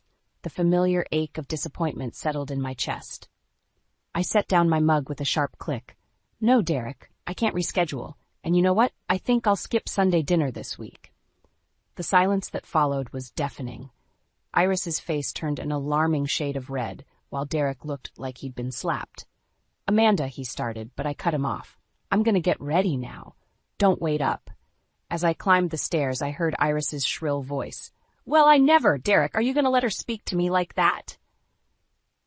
I didn't stay to hear his response. My hands shook as I got dressed, a mix of adrenaline and fear coursing through me. I'd never stood up to them like that before. It felt terrifying and exhilarating. By the time I came back downstairs, Derek was gone, probably hiding in his study to avoid the conflict. Iris stood at the bottom of the stairs, arms crossed. "I hope you're happy," she hissed. "You're tearing this family apart with your selfishness." I paused, one hand on the doorknob. For a moment, I considered apologizing, falling back into old patterns. But then I remembered Derek's betrayal, all the years of swallowed words and stifled dreams. "No, Iris," I said quietly. "I think you've done a fine job of that all on your own." I stepped out into the sunshine, closing the door on her shocked face. As I walked to my car, I felt a weight lift from my shoulders. For the first time in years, I was choosing myself, and it felt damn good. The moment I stepped back into the house, I knew something was wrong.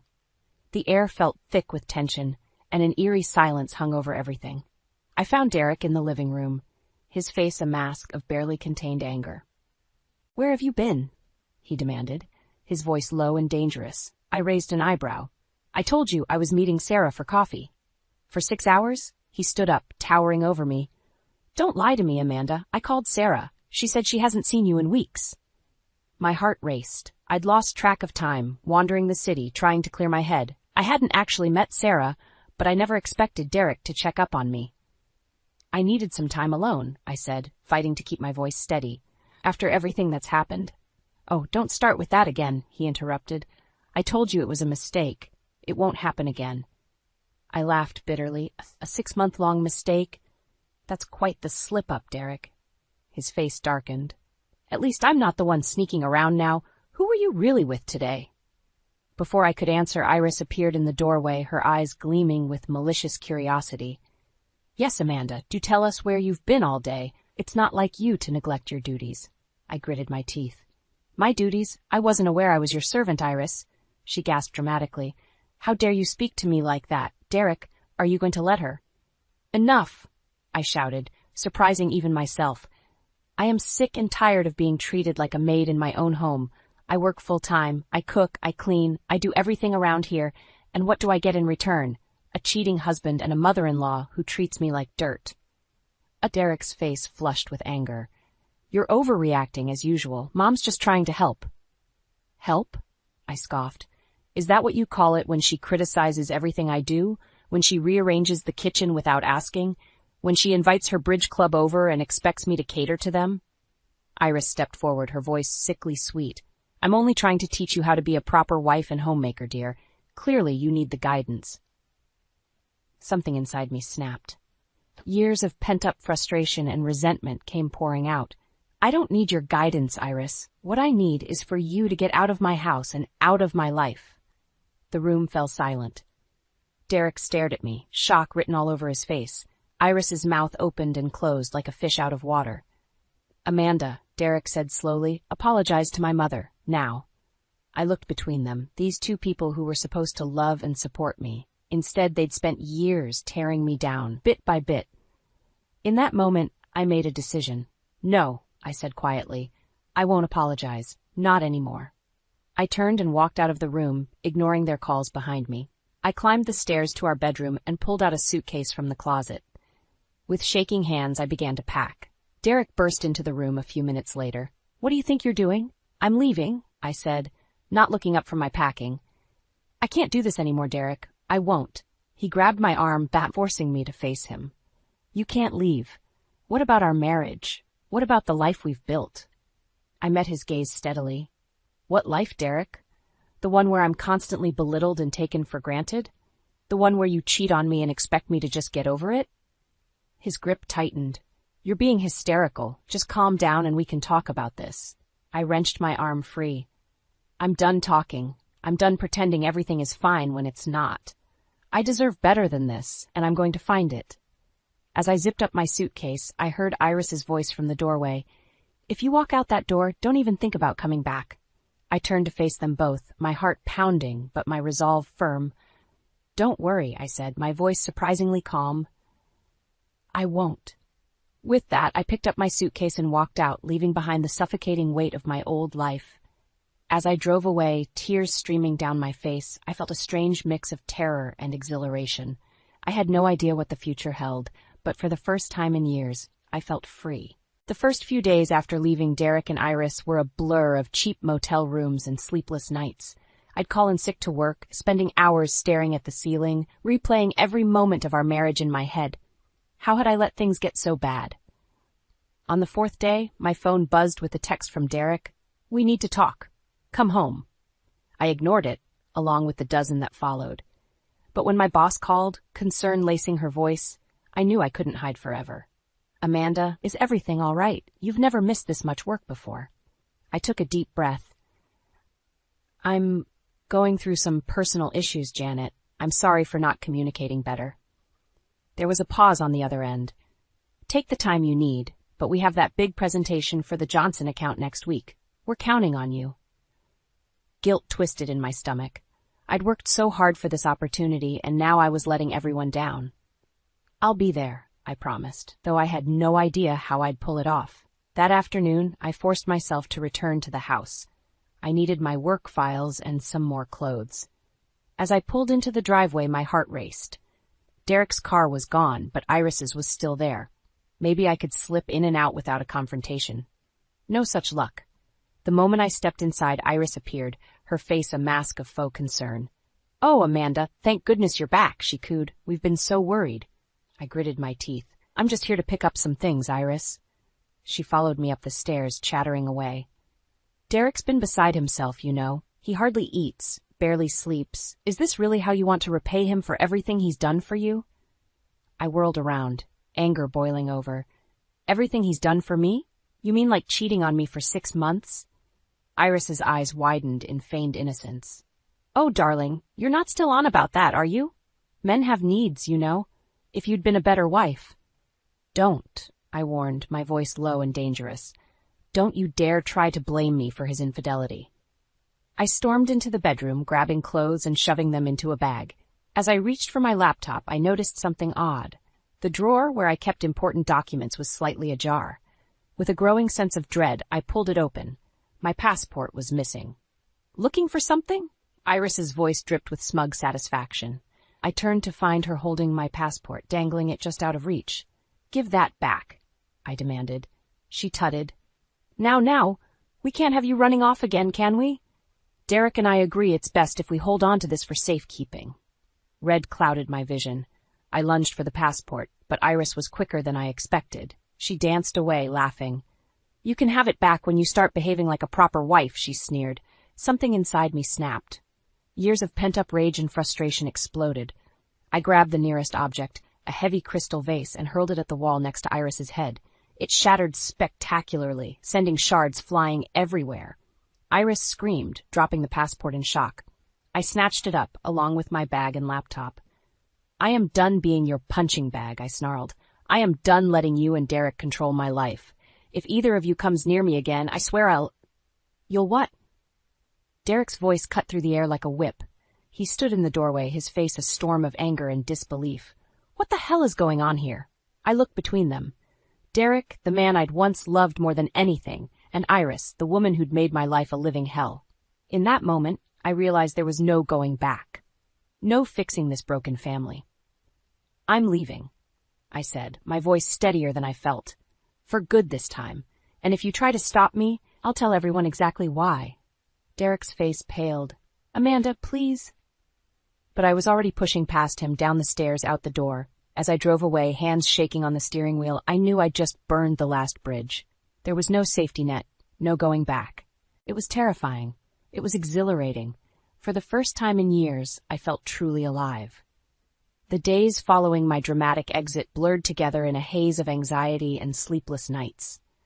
I threw myself into work, desperate to prove I could still handle the Johnson account presentation. But my mind kept drifting back to Derek and Iris, wondering what new schemes they might be plotting. On Friday afternoon, I found myself wandering into the local art gallery. It had always been my sanctuary, a place where the chaos of my life faded away. As I stood before a vibrant abstract painting, I felt the tension in my shoulders begin to ease. "Beautiful, isn't it?" a warm voice said beside me. I turned to see an older gentleman with kind eyes and silver hair. He introduced himself as George, the gallery's curator. The way the colors blend and clash, I mused, it's like looking at emotions made visible. George's eyebrows rose. That's quite an insightful observation. Are you an artist yourself? I laughed softly. No, just an admirer, though I used to paint years ago. We fell into an easy conversation about art and life. For the first time in weeks, I felt myself truly relaxing. As we talked, I found myself opening up about my recent troubles. It sounds like you've been through quite an ordeal, George said sympathetically. But you know, sometimes life's greatest challenges can lead to unexpected opportunities. He told me about an upcoming art restoration project the gallery was undertaking. We could use someone with your eye for detail and passion for art. Would you be interested in helping out? My heart leaped at the possibility, but reality quickly crashed back in. I'd love to, but I don't have any formal training. And with my job, think about it, George encouraged. Sometimes we need to take risks to find our true path. As I left the gallery, my mind was buzzing with possibilities. For the first time since leaving Derek, I felt a glimmer of hope for the future. That feeling was short-lived. When I returned to my small apartment, I found Derek waiting outside my door. Amanda, please, he said, his voice cracking. We need to talk. Against my better judgment, I let him in. He looked terrible, unshaven, dark circles under his eyes. I'm sorry, he began. For everything, the affair, not standing up to my mother. I want to make things right. I steeled myself against the wave of emotions his words triggered. It's too late for that, Derek. His face hardened. Is it? Or is there someone else? I saw you at the gallery with that old man. I couldn't believe what I was hearing. Are you spying on me now? I was worried about you, he shouted. You won't answer my calls, you're missing work, and now you're hanging around with some strange man? That strange man showed me more kindness in one afternoon than you have in years, I snapped. Derek's eyes narrowed. So that's it? You're throwing away our marriage for some art project? No, Derek. I'm saving myself from a marriage that was destroying me. He stood up, looming over me.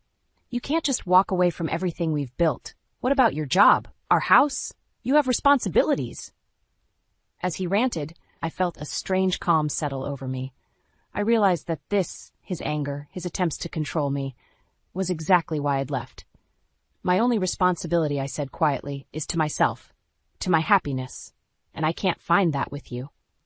Derek's face contorted with rage. He grabbed my arm, squeezing hard enough to bruise. You're not thinking clearly. You need to come home now. In that moment, everything became crystal clear. I wrenched my arm free and grabbed my phone. Get out, I said, my voice steady. Get out now or I'm calling the police. He stared at me in disbelief, then stormed out, slamming the door behind him. My hands shook as I sank onto the couch. I knew this wasn't over. Derek and Iris wouldn't give up so easily. But for the first time, I felt truly certain of my decision to leave. I picked up my phone and dialed the gallery's number. When George answered, I took a deep breath. That art restoration project, I said. I'm in. The art restoration project became my lifeline, a beacon of hope in the storm of my crumbling marriage. Every moment I wasn't at my day job, I was at the gallery, losing myself in the delicate work of bringing faded masterpieces back to life. George became not just a mentor, but a true friend, his quiet wisdom a balm to my battered spirit. As weeks passed, I felt myself changing, growing stronger and more confident. The Amanda who had meekly accepted Derek and Iris's treatment was fading away, replaced by a woman I was starting to recognize and admire. It was George who first suggested the idea of the vintage van. You've got a real talent for this, Amanda, he said one evening as we packed up our supplies. You should consider taking on some freelance restoration work. There are plenty of small galleries and private collectors who'd love your skills. The idea took root, blossoming into a dream I couldn't shake. A way to combine my newfound passion with the freedom I craved. I spent weeks scouring classified ads before finding the perfect vehicle. A 1970s Volkswagen van, a little rough around the edges but with good bones. The day I drove it home, I felt a thrill of excitement I hadn't experienced in years. This was mine, a symbol of my independence and the new life I was building. But my elation was short-lived. As I pulled into the driveway of the apartment complex, I saw Derek's car parked nearby. My stomach clenched. He was out of the car in an instant, storming towards me. "What the hell is this?" he demanded, gesturing at the van. I took a deep breath, steeling myself. "It's mine, Derek, for my art restoration work." His face contorted with rage. "Art restoration? Is that what you're calling it now? Running around with that old man, throwing away everything we've built?" "I'm not throwing anything away," I said, fighting to keep my voice steady. "I'm building something for myself. With my money," he roared. "You think I don't know about the withdrawals from our joint account?" I felt the blood drain from my face. I'd been so careful, only taking what I felt I was entitled to after years of contributing to our household. But of course, Derek would see it differently.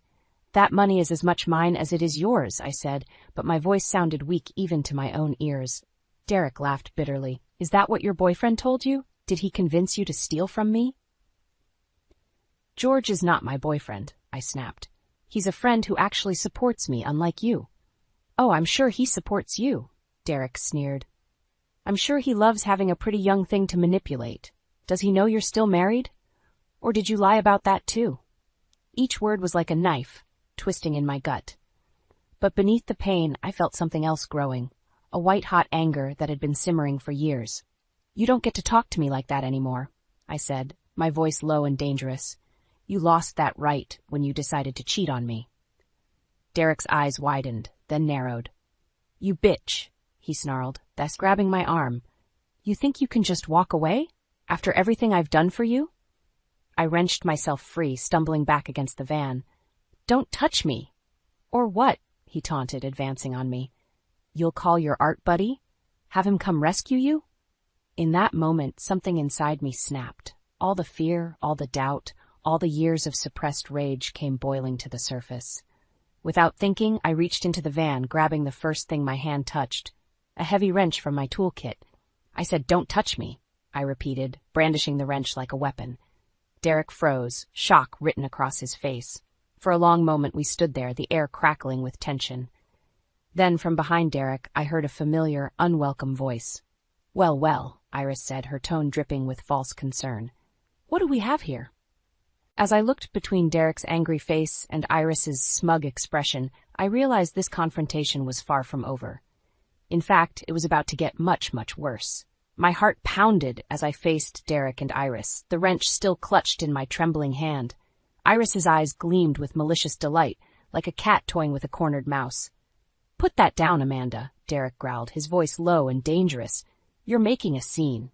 I laughed bitterly. "A scene? That's rich, coming from you two." Iris stepped forward, her face a mask of concern. "Darling, we're just worried about you, running around with strange men buying this monstrosity." She gestured disdainfully at my van. "It's not like you. You don't know me," I spat. "You never did." As I turned to unlock the van, intent on escaping this confrontation, I froze. Long, jagged scratches marred the once pristine paint job, spelling out a single word. War. The world tilted on its axis. I stumbled, catching myself against the van's side. "What? Who did this?" Derek's face paled. "Amanda, I swear, I didn't." But Iris's smirk told me everything I needed to know. "Oh dear," she said, her voice dripping with false sympathy. "It seems someone doesn't approve of your extracurricular activities." White-hot rage surged through me. Before I could think, I was in Iris's face, the wrench forgotten on the ground. "You vindictive, miserable old hag," I snarled. "You think you can control me? Intimidate me?" Iris's eyes widened in genuine fear, but only for a moment. She recovered quickly, her mask of superiority sliding back into place. "I'm sure I don't know what you mean, dear. Perhaps all this stress is affecting your mind." "My mind is clearer than it's been in years," I said, my voice steadier than I felt. "And I see you for exactly what you are." Derek stepped between us, his face a storm of conflicting emotions. "Both of you, stop this. We can talk about this like adults." I laughed, the sound harsh and unfamiliar to my own ears. "Adults? When have either of you treated me like an adult? You've manipulated me, belittled me, made me doubt myself at every turn." "We've only ever wanted what's best for you," Iris insisted, but her voice wavered. "No," I said, my anger crystallizing into a cold, hard certainty. "You wanted what was best for yourselves. You wanted a doormat, someone you could control and mold to fit your perfect little family fantasy." I turned to Derek, meeting his gaze squarely. And you. You were so desperate for Mommy's approval that you let her destroy our marriage. Well, congratulations. You've got what you always wanted. It's just you and Iris now. Derek's face crumpled. Amanda, please. We can fix this. I'll do better, I promise. For a moment, I almost wavered, but then I caught sight of Iris's smug expression, and my resolve hardened. It's too late, I said, my voice barely above a whisper. I'm done. I turned back to my van, fumbling with my keys. As I opened the door, Iris made one last attempt. If you leave now, don't think you can come crawling back, she hissed. You'll have nothing. No home, no family, no money. I paused, one foot in the van. Then slowly I turned to face them both. You're wrong, I said, a smile spreading across my face. I have everything I need right here. With trembling fingers, I pulled out my phone and hit play on a video. Iris's voice filled the air, confessing to vandalizing my van. Both she and Derek paled as they realized the implications. I installed security cameras after the last time you tried to sabotage me, I explained, my voice steady. So here's what's going to happen. You're going to leave me alone, both of you. Or this video goes to the police and to every member of your precious social circle. The look of impotent rage on Iris's face was almost comical. Derek just looked defeated. As I climbed into my van, I felt a weight lift from my shoulders. The road ahead was uncertain, but for the first time in years, I felt truly free. Goodbye, I said simply, and drove away, leaving Derek and Iris standing in the dust of my old life. The weeks following my confrontation with Derek and Iris were a whirlwind. I threw myself into my art restoration work, finding solace in the delicate process of bringing faded masterpieces back to life. But even as I focused on my newfound passion, I knew I couldn't truly move forward until I dealt with the ghosts of my past. It was George who finally convinced me to take action. Amanda, he said gently one evening as we packed up our supplies, you've restored these paintings beautifully. Now it's time to restore yourself. His words struck a chord deep within me. That night, I made a decision that would change everything. The next morning, I called a family meeting. Not just Derek and Iris, but our entire extended family and close friends. I rented a small community center, my heart pounding as I watched them file in, confusion and curiosity etched on their faces. Derek and Iris arrived last, their eyes widening as they took in the crowd. I could see the panic on Iris's face, the dawning realization of what I was about to do. Thank you all for coming, I began, my voice steadier than I felt. I've gathered you here because there are some truths that need to be spoken. Over the next hour, I laid bare the reality of my marriage. The manipulation, the gaslighting, the constant belittling. I spoke of Derek's infidelity and Iris's tyrannical rule over our household. And finally, I played the video of Iris vandalizing my van, her vicious words echoing through the stunned silence of the room. I'm not here to ask for pity, I said, looking each person in the eye. I'm here to reclaim my story and my dignity. The reactions were immediate and intense. Derek's sister burst into tears, like apologizing for never seeing what was happening. His brother confronted him angrily, demanding to know how he could treat his wife this way. Iris's bridge club friends whispered among themselves, shooting her disgusted looks. Through it all, Derek sat silent, his head bowed. But Iris, true to form, tried one last desperate gambit. She's lying, she shrieked, pointing an accusing finger at me. She's the one who's been unfaithful, gallivanting around with that old man from the gallery. I felt a calm settle over me, a stark contrast to the chaos in the room. George is a friend and mentor, I said quietly. He showed me kindness when my own family only offered cruelty. He helped me rediscover my passion for art and my own self-worth. I turned to face Derek and Iris directly. I don't hate you, I said, surprising even myself with the truth of those words.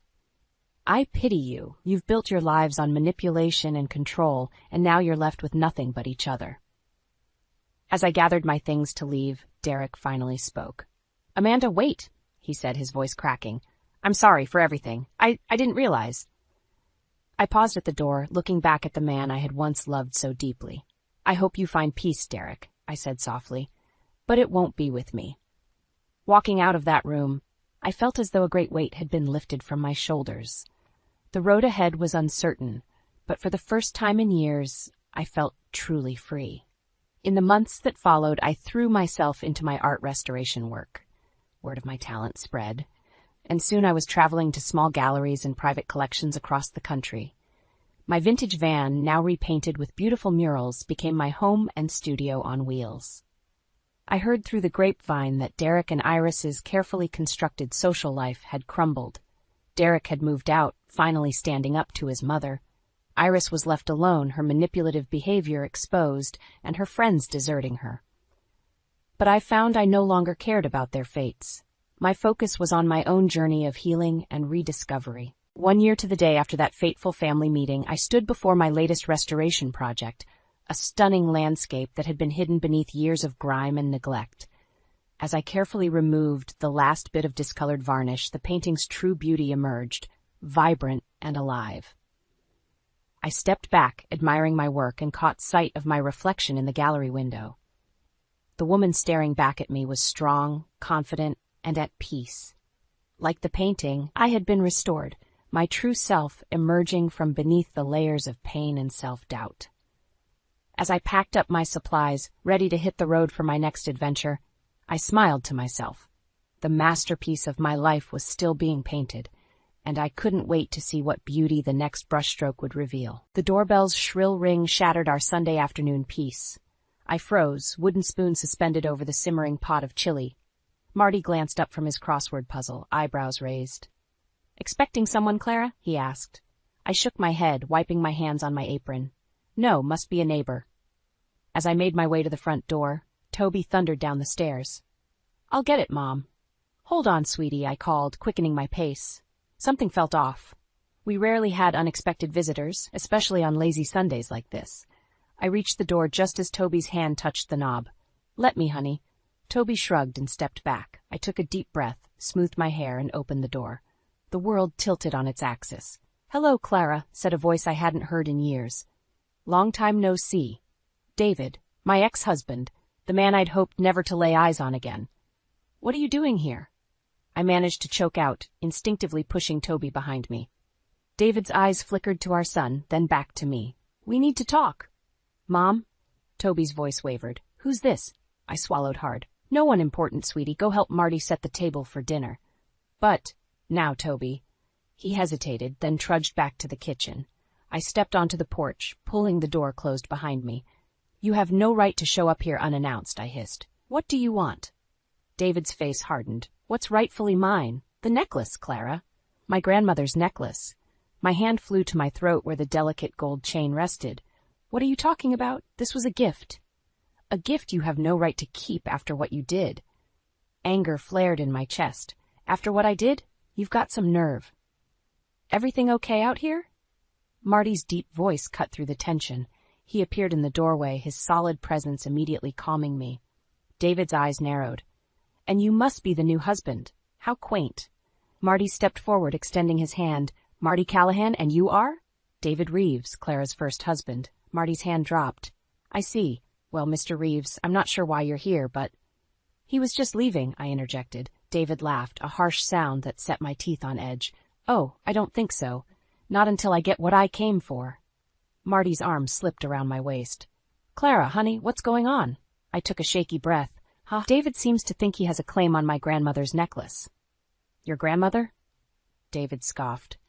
"That necklace belonged to my family for generations. You know that." "It was a gift," I repeated. "From your mother, when we got married. A gift she never should have given you, and one you certainly don't deserve to keep." Marty's grip tightened. "I think you should leave now, Mr. Reeves." David's eyes glittered dangerously. "This isn't over, Clara. That necklace is coming back to my family, one way or another." He turned on his heel and strode down the walkway. I watched him go, my heart pounding. Marty turned me to face him. "Clara, what was that all about?" I shook my head, fighting back tears. "I don't know. I haven't seen or heard from David in years. I don't understand why he's suddenly shown up, demanding the necklace." "Mom?" Toby's voice drifted from inside. "Is everything okay?" I plastered on a smile and called back, "Everything's fine, sweetie. We'll be right in." Marty cupped my face in his hands. "We'll figure this out, Clara. I promise." I nodded, trying to believe him, But as we walked back into the house, I couldn't shake the feeling that our peaceful life was about to be turned upside down, and all because of a necklace I'd almost forgotten I owned. I couldn't sleep that night. David's sudden appearance had unleashed a flood of memories I'd spent years trying to forget.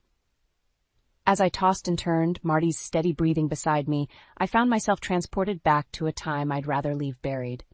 "Clara," Marty's sleepy voice broke through my reverie. "You're thinking so loud I can practically hear it." I sighed, turning to face him. "I'm sorry. It's just seeing David again. It's brought everything back." Marty propped himself up on one elbow, his eyes soft with concern. "Talk to me, honey. What's really going on?" I took a deep breath, steeling myself. "It's not just about the necklace. It's everything." And so, in the darkness of our bedroom, I began to unravel the tangled web of my past with David. "We were so young when we got married," I started. "So full of hope and dreams, but then—" "The fertility issues," Marty finished softly. I nodded, feeling the old ache resurface. Month after month, year after year, the disappointments, the treatments, the fights. It was killing us, Marty, killing me. "And David, how did he handle it?" I laughed bitterly. "Oh, he handled it all right, by sleeping with his secretary." Marty's sharp intake of breath was audible in the quiet room. "Clara, I had no idea. I never told anyone the whole story," I admitted. "It was too painful. But that's not even the worst part." I sat up, needing to move. Marty followed suit, taking my hand in his.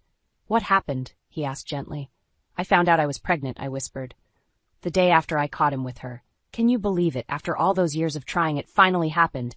And he had the audacity to question if it was his." Marty's grip on my hand tightened. "That bastard," he muttered. "I left him that day," I continued. "Packed my bags and walked out. His mother, she gave me the necklace, said I deserved something good from that family. And now he wants it back," Marty mused. "But why now? After all these years?" Before I could respond, a muffled thud from downstairs made us both freeze. "Did you hear that?" I whispered. Marty nodded, already sliding out of bed. "Stay here," he instructed, reaching for the baseball bat we kept in the closet. My heart pounding, I listened as Marty crept down the stairs. The seconds stretched into an eternity. Then, suddenly, a crash, followed by raised voices. Unable to stay put any longer, I rushed downstairs, nearly colliding with Toby in the hallway. "Mom, what's going on?" he asked, eyes wide with fear. "Stay behind me," I ordered, pushing him back as we descended the stairs. The scene in our living room made my blood run cold. Marty stood, bat raised, facing off against David, who was clutching something in his hand. "David," I exclaimed, "what the hell are you doing in our house?" He turned to me, his eyes wild. "I told you I'd get what's mine, Clara, one way or another." It was then I realized what he was holding. My jewelry box. "How dare you break into our home?" Marty growled, taking a step forward. David laughed, a manic edge to his voice. "Your home? This should have been my family, my son, my life." "Dad?" Toby's small voice came from behind me. You're my dad?" The room fell silent. David's eyes locked onto Toby, a mix of emotions flashing across his face. "Toby, go back upstairs," I said firmly, not taking my eyes off David. "But Mom, now, Toby!" As Toby's footsteps retreated, David's gaze returned to me. "You kept him from me all these years, Clara, and now you're going to pay." He reached into his pocket, pulling out something that glinted in the dim light. My heart stopped. A gun. The world seemed to slow down as I stared at the gun in David's trembling hand. Marty stepped in front of me, his voice steady despite the tension in his shoulders. "Put the gun down, David. You don't want to do this." David's laugh was hollow. "You don't know what I want. You have no idea what it's like to lose everything." I found my voice, anger overriding fear. "You lost nothing, David. You threw it all away." His eyes, wild with desperation, locked onto mine. "I made a mistake, Clara. One stupid mistake, and you took my son away from me." "You took yourself away," I shot back. "You questioned if he was even yours." The gun wavered in David's hand. I was scared, confused, but I'm here now. I want to make things right. Marty's calm voice cut through the tension. "This isn't the way, David. Think about Toby. What would he want?" At the mention of Toby's name, something in David's eyes shifted. The gun lowered slightly, and I saw a flicker of the man I once loved. "I just want to know my son," he whispered. In that moment, I realized how much Marty had changed my life. His unwavering support, his love for Toby, his ability to bring calm to chaos, it all came rushing to the forefront of my mind. I thought back to the day I met Marty, barely 2 months after leaving David. I was a mess, trying to navigate single motherhood and a high-risk pregnancy. Marty, a friend of a friend, had offered to help me move into my new apartment. "I don't need charity," I had snapped at him. His response was a gentle smile. "It's not charity, Clara. It's what decent people do for each other." That day, as he patiently assembled furniture and hung curtains, never pushing for more than I was willing to give, I felt the first stirrings of hope in months. Over the next year, as I adjusted to life with Toby, Marty became a constant presence. He was there for Toby's first steps, his first words. He was there when I cried over lost dreams and celebrated new beginnings. When Toby was 2, Marty proposed. I hesitated, scarred by my past. "I'm not asking to replace anyone," he had said. "I'm asking to build something new together. You, me, and Toby." Now, facing down my past in the form of an armed and desperate David, I knew with absolute certainty that Marty was the best decision I had ever made. I stepped out from behind Marty, ignoring his attempt to pull me back. "David," I said softly, "put the gun down, please, for Toby's sake."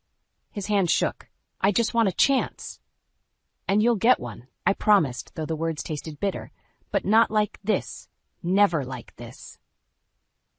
Slowly, agonizingly, David lowered the gun.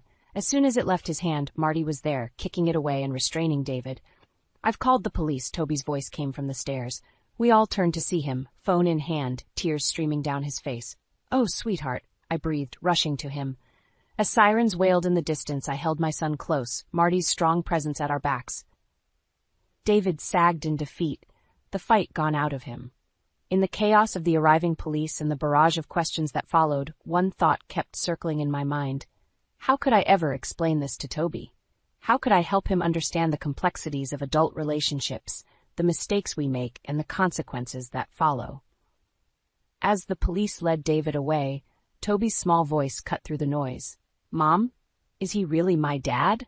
I looked at Marty, seeing the love and concern in his eyes, then back at Toby. "Biologically, yes, but being a dad is about so much more than that. It's about love, support, and being there no matter what." Toby nodded slowly, his gaze drifting to Marty.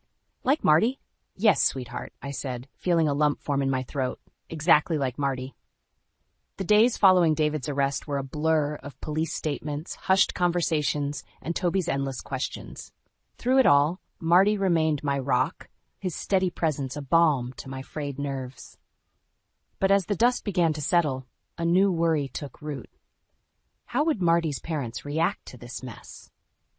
I'd always felt a mix of gratitude and unworthiness when it came to George and Helen Callahan. They'd welcomed Toby and me into their family with open arms, never once making us feel like outsiders. Their acceptance was a stark contrast to the cold shoulder my own parents had given me after my divorce. "We should tell them what happened," Marty said one evening, sensing my unease. "They'll understand, Clara." I nodded, but doubt gnawed at me. Would they still see me as worthy of their son after learning about the chaos I'd brought into his life? The drive to the Callahans' sprawling Victorian home the next day felt like a march to the gallows. Toby, blissfully unaware of my inner turmoil, chattered excitedly about showing his grandpa his new remote-controlled car. Helen greeted us at the door, her warm smile faltering as she took in our somber expressions. "What's wrong, dears?" George appeared behind her, his bushy eyebrows furrowed with concern. "Toby, why don't you go set up your car in the backyard?"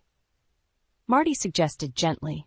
As soon as Toby was out of earshot, we spilled the whole sordid tale. I watched their faces carefully as we recounted David's reappearance, his accusations, and the terrifying night he broke in. Helen's hand flew to her mouth in shock, while George's jaw clenched tighter with each word. When we finished, silence hung heavy in the air. I braced myself for their judgment, for the disappointment I was sure would follow. Instead, Helen reached out and took my hand. "Oh, Clara," she said, her voice thick with emotion, "what a terrible ordeal you've been through." George cleared his throat. "That man had no right to threaten you or our grandson," he said gruffly. "You did the right thing, calling the police." I blinked back tears, overwhelmed by their unwavering support. You're not ashamed to have me in your family?"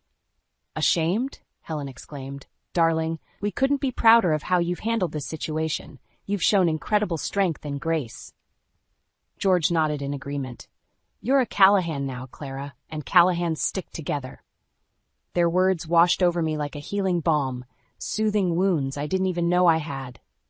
For the first time since David's reappearance, I felt truly safe. But our moment of peace was shattered by the shrill ring of Marty's phone. His face darkened as he listened to the caller. "What is it?" I asked, dread pooling in my stomach. Marty's voice was tight as he replied, "That was my contact at the police station. David's been released on bail." The room spun around me. "How?" I gasped. "He broke into our home. He had a gun." "Apparently he's got some powerful friends," Marty said grimly. "They're claiming it was all a misunderstanding." George stood up, his face set with determination. "This is unacceptable. I won't have my family threatened." "Dad," Marty began, but George cut him off.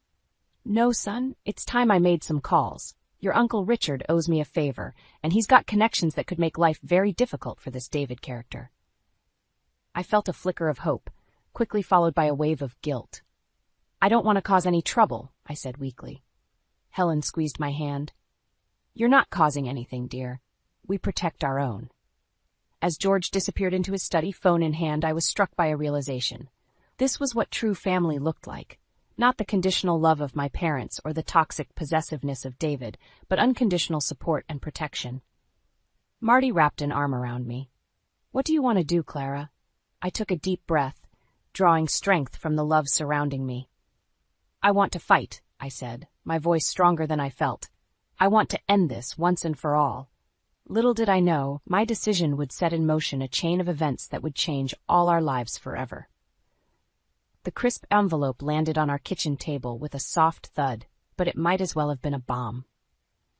I stared at David's name in the return address, my hands shaking as I reached for it. "You don't have to open it," Marty said softly, his hand on my shoulder. I shook my head. "No, I need to know what he's up to." With trembling fingers, I tore open the envelope. As I read the contents, my blood ran cold. "He's suing us," I whispered, "for the necklace and for custody of Toby." Marty's grip on my shoulder tightened. "He can't do that. He has no rights." "Apparently he thinks he does," I said, scanning the legal jargon. "He's claiming I denied him his parental rights all these years." Marty's face darkened. "This is ridiculous. After what he did breaking in here?" "We'll fight this, Clara, every step of the way." I nodded, but fear clawed at my insides. What if David won? What if he took Toby away from me? The next few days were a whirlwind of lawyer consultations and sleepless nights. Toby sensed the tension, becoming clingy and irritable. I felt like I was failing him all over again. It was during one particularly trying afternoon that the doorbell rang. I opened it to find David standing there, a smug smile on his face. "Hello, Clara," he said, as if he hadn't threatened us with a gun just weeks ago. "I think it's time we talked." Before I could slam the door in his face, Marty appeared behind me. "You're not welcome here," he said, his voice low and dangerous. David's smile didn't falter. "I'm not here to cause trouble. I just want what's mine." "Nothing here is yours," I spat. "Oh, but it is," David replied. "That necklace belongs to my family. And Toby, he's my son. It's time I took my rightful place in his life." Marty stepped forward, his presence imposing. "You lost any right to call yourself Toby's father the moment you questioned his paternity. Now I suggest you leave before I call the police. Again." David's eyes narrowed. "You think you're so clever, don't you? Playing happy families with my wife and my child. But I've got news for you, Marty. I've got friends in high places. One word from me, and your perfect little life comes crashing down." I felt Marty tense beside me, but his voice remained steady. "Is that so?" "Well, let me tell you something, David. You're not the only one with connections. You really want to play this game? Because I can guarantee you won't like how it ends." For a moment, I saw a flicker of uncertainty in David's eyes, but it was quickly replaced by anger. "This isn't over," he snarled, turning to leave. "You'll be hearing from my lawyers." As we watched him drive away, I turned to Marty. "What did you mean about connections?" Marty sighed. "I didn't want to worry you, but I've been doing some digging. David's not as squeaky clean as he'd like everyone to believe. I've got evidence of some questionable business practices." My eyes widened. "You mean?" "I mean, if he wants to play dirty, we've got ammunition," Marty said grimly. "But Clara, Using this information, it could get ugly, really ugly. I closed my eyes, feeling the weight of the decision before me. On one hand, exposing David could end this nightmare once and for all. On the other, it could drag us all through the mud, affecting Toby in ways I couldn't even imagine. "What should we do?" I whispered. Marty pulled me close. "That's up to you, love. I'll support whatever you decide. But remember, we're not just fighting for the necklace anymore. We're fighting for our family." I nodded, my mind racing. As much as I wanted this to be over, I knew I had to think of Toby first. But how far was I willing to go to protect him? And at what cost? Taking a deep breath, I looked up at Marty. I think it's time we fought fire with fire. For Toby's sake. Little did I know, my decision would set in motion a chain of events that would change all our lives forever. The day after our confrontation with David, Marty's phone rang. His face tightened as he listened, and I felt my stomach drop. "That was Uncle Richard," he said, hanging up. "He wants to meet us. Now." Uncle Richard was a name I'd heard whispered with a mix of awe and fear. A powerful attorney with connections in every corner of the city, he was the Callahan family's secret weapon. An hour later, we sat in his opulent office, the city sprawling beneath us through floor-to-ceiling windows. Richard Callahan was every bit as imposing as I'd imagined, silver-haired, sharp-eyed, with an air of authority that filled the room. "So," he said, leaning back in his leather chair, "David Reeves is causing trouble." I nodded, my throat dry. "He's suing for custody of our son and demanding the return of a family heirloom." Richard's eyes narrowed.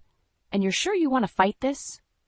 "Yes," I said firmly, gripping Marty's hand. "We can't let him win." A slow smile spread across Richard's face. "Good, because I've done some digging, and what I've found, well, let's just say Mr. Reeves isn't as squeaky clean as he'd like people to believe." He slid a file across the desk. As Marty and I pored over its contents, my eyes widened in shock. Fraudulent business deals, offshore accounts, even evidence of bribery. David's carefully constructed facade was nothing but a house of cards. "With this information," Richard continued, "we can not only crush his lawsuit, but potentially ruin him completely.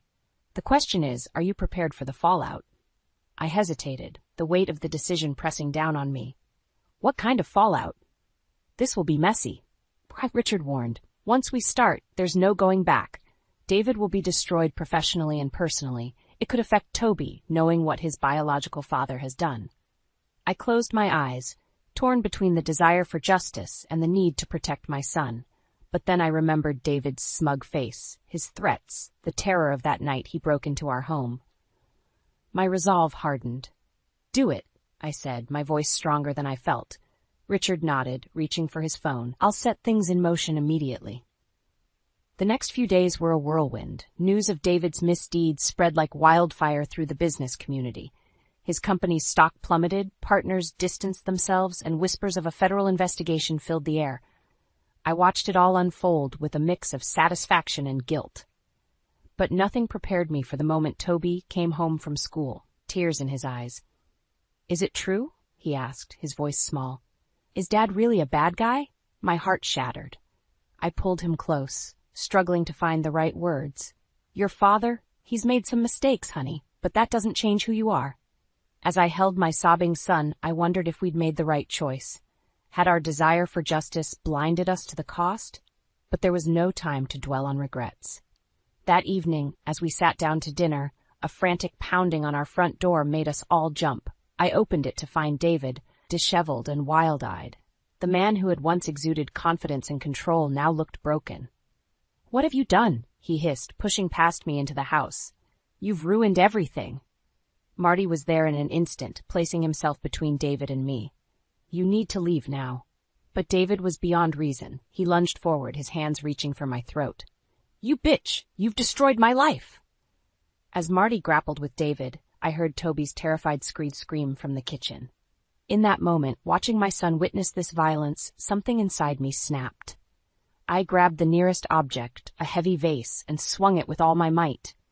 It connected with David's head with a sickening thud, and he crumpled to the floor. As sirens wailed in the distance and Toby sobbed in my arms, I stared at David's unconscious form.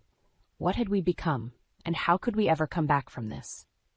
The days following David's attack blurred together in a haze of police statements, hushed conversations, and Toby's nightmares.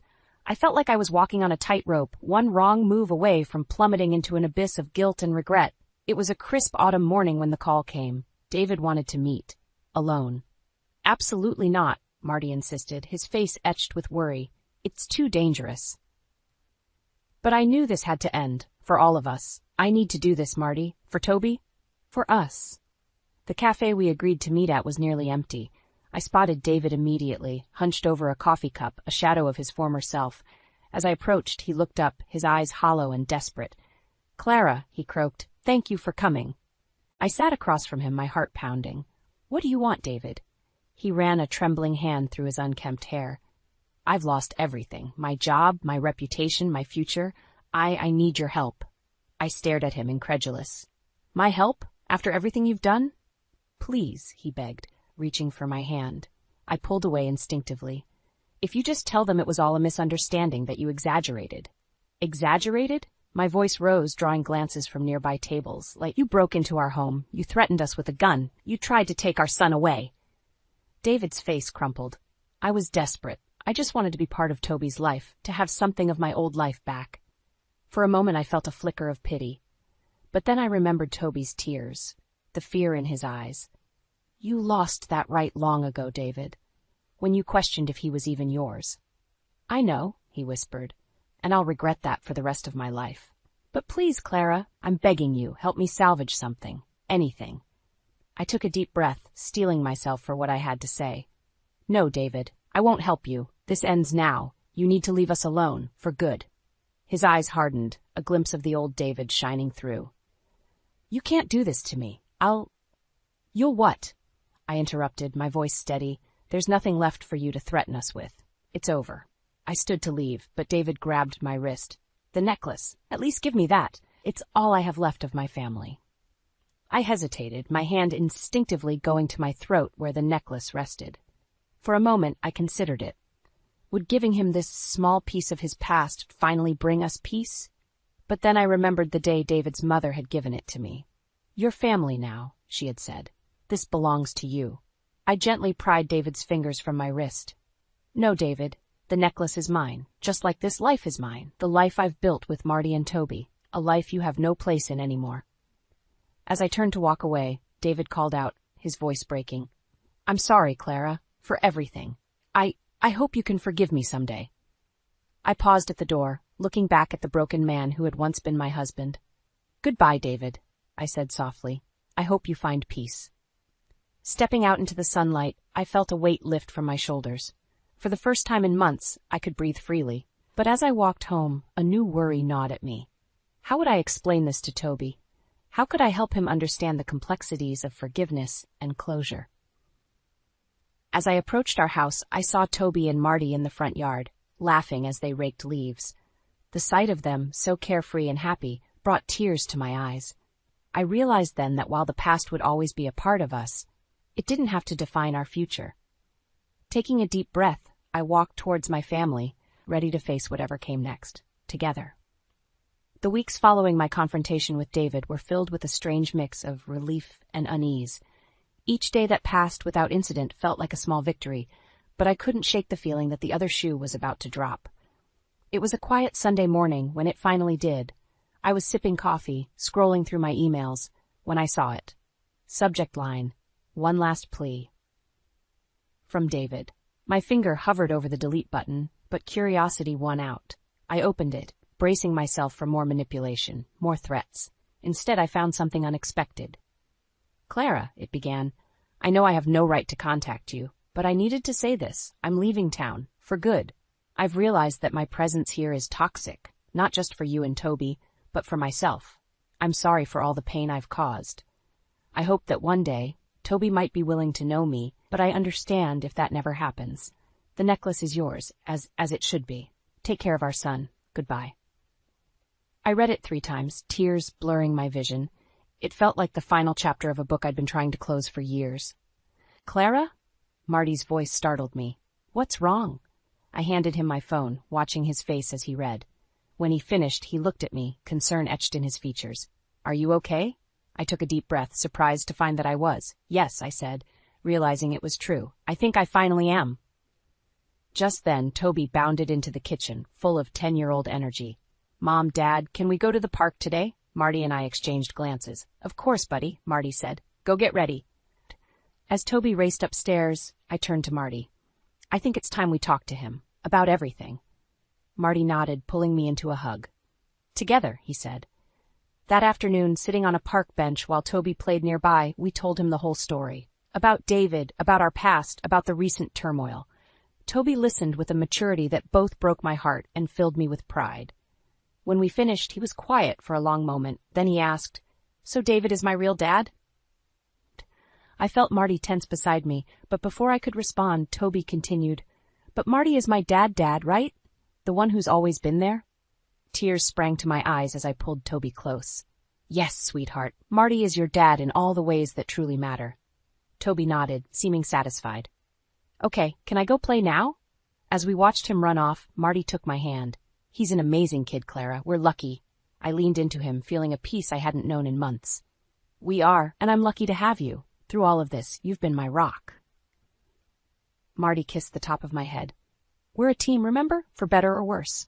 As the sun began to set, casting a golden glow over the park, I found myself fingering the necklace. For so long it had felt like a burden, a reminder of past pain. But now I saw it differently.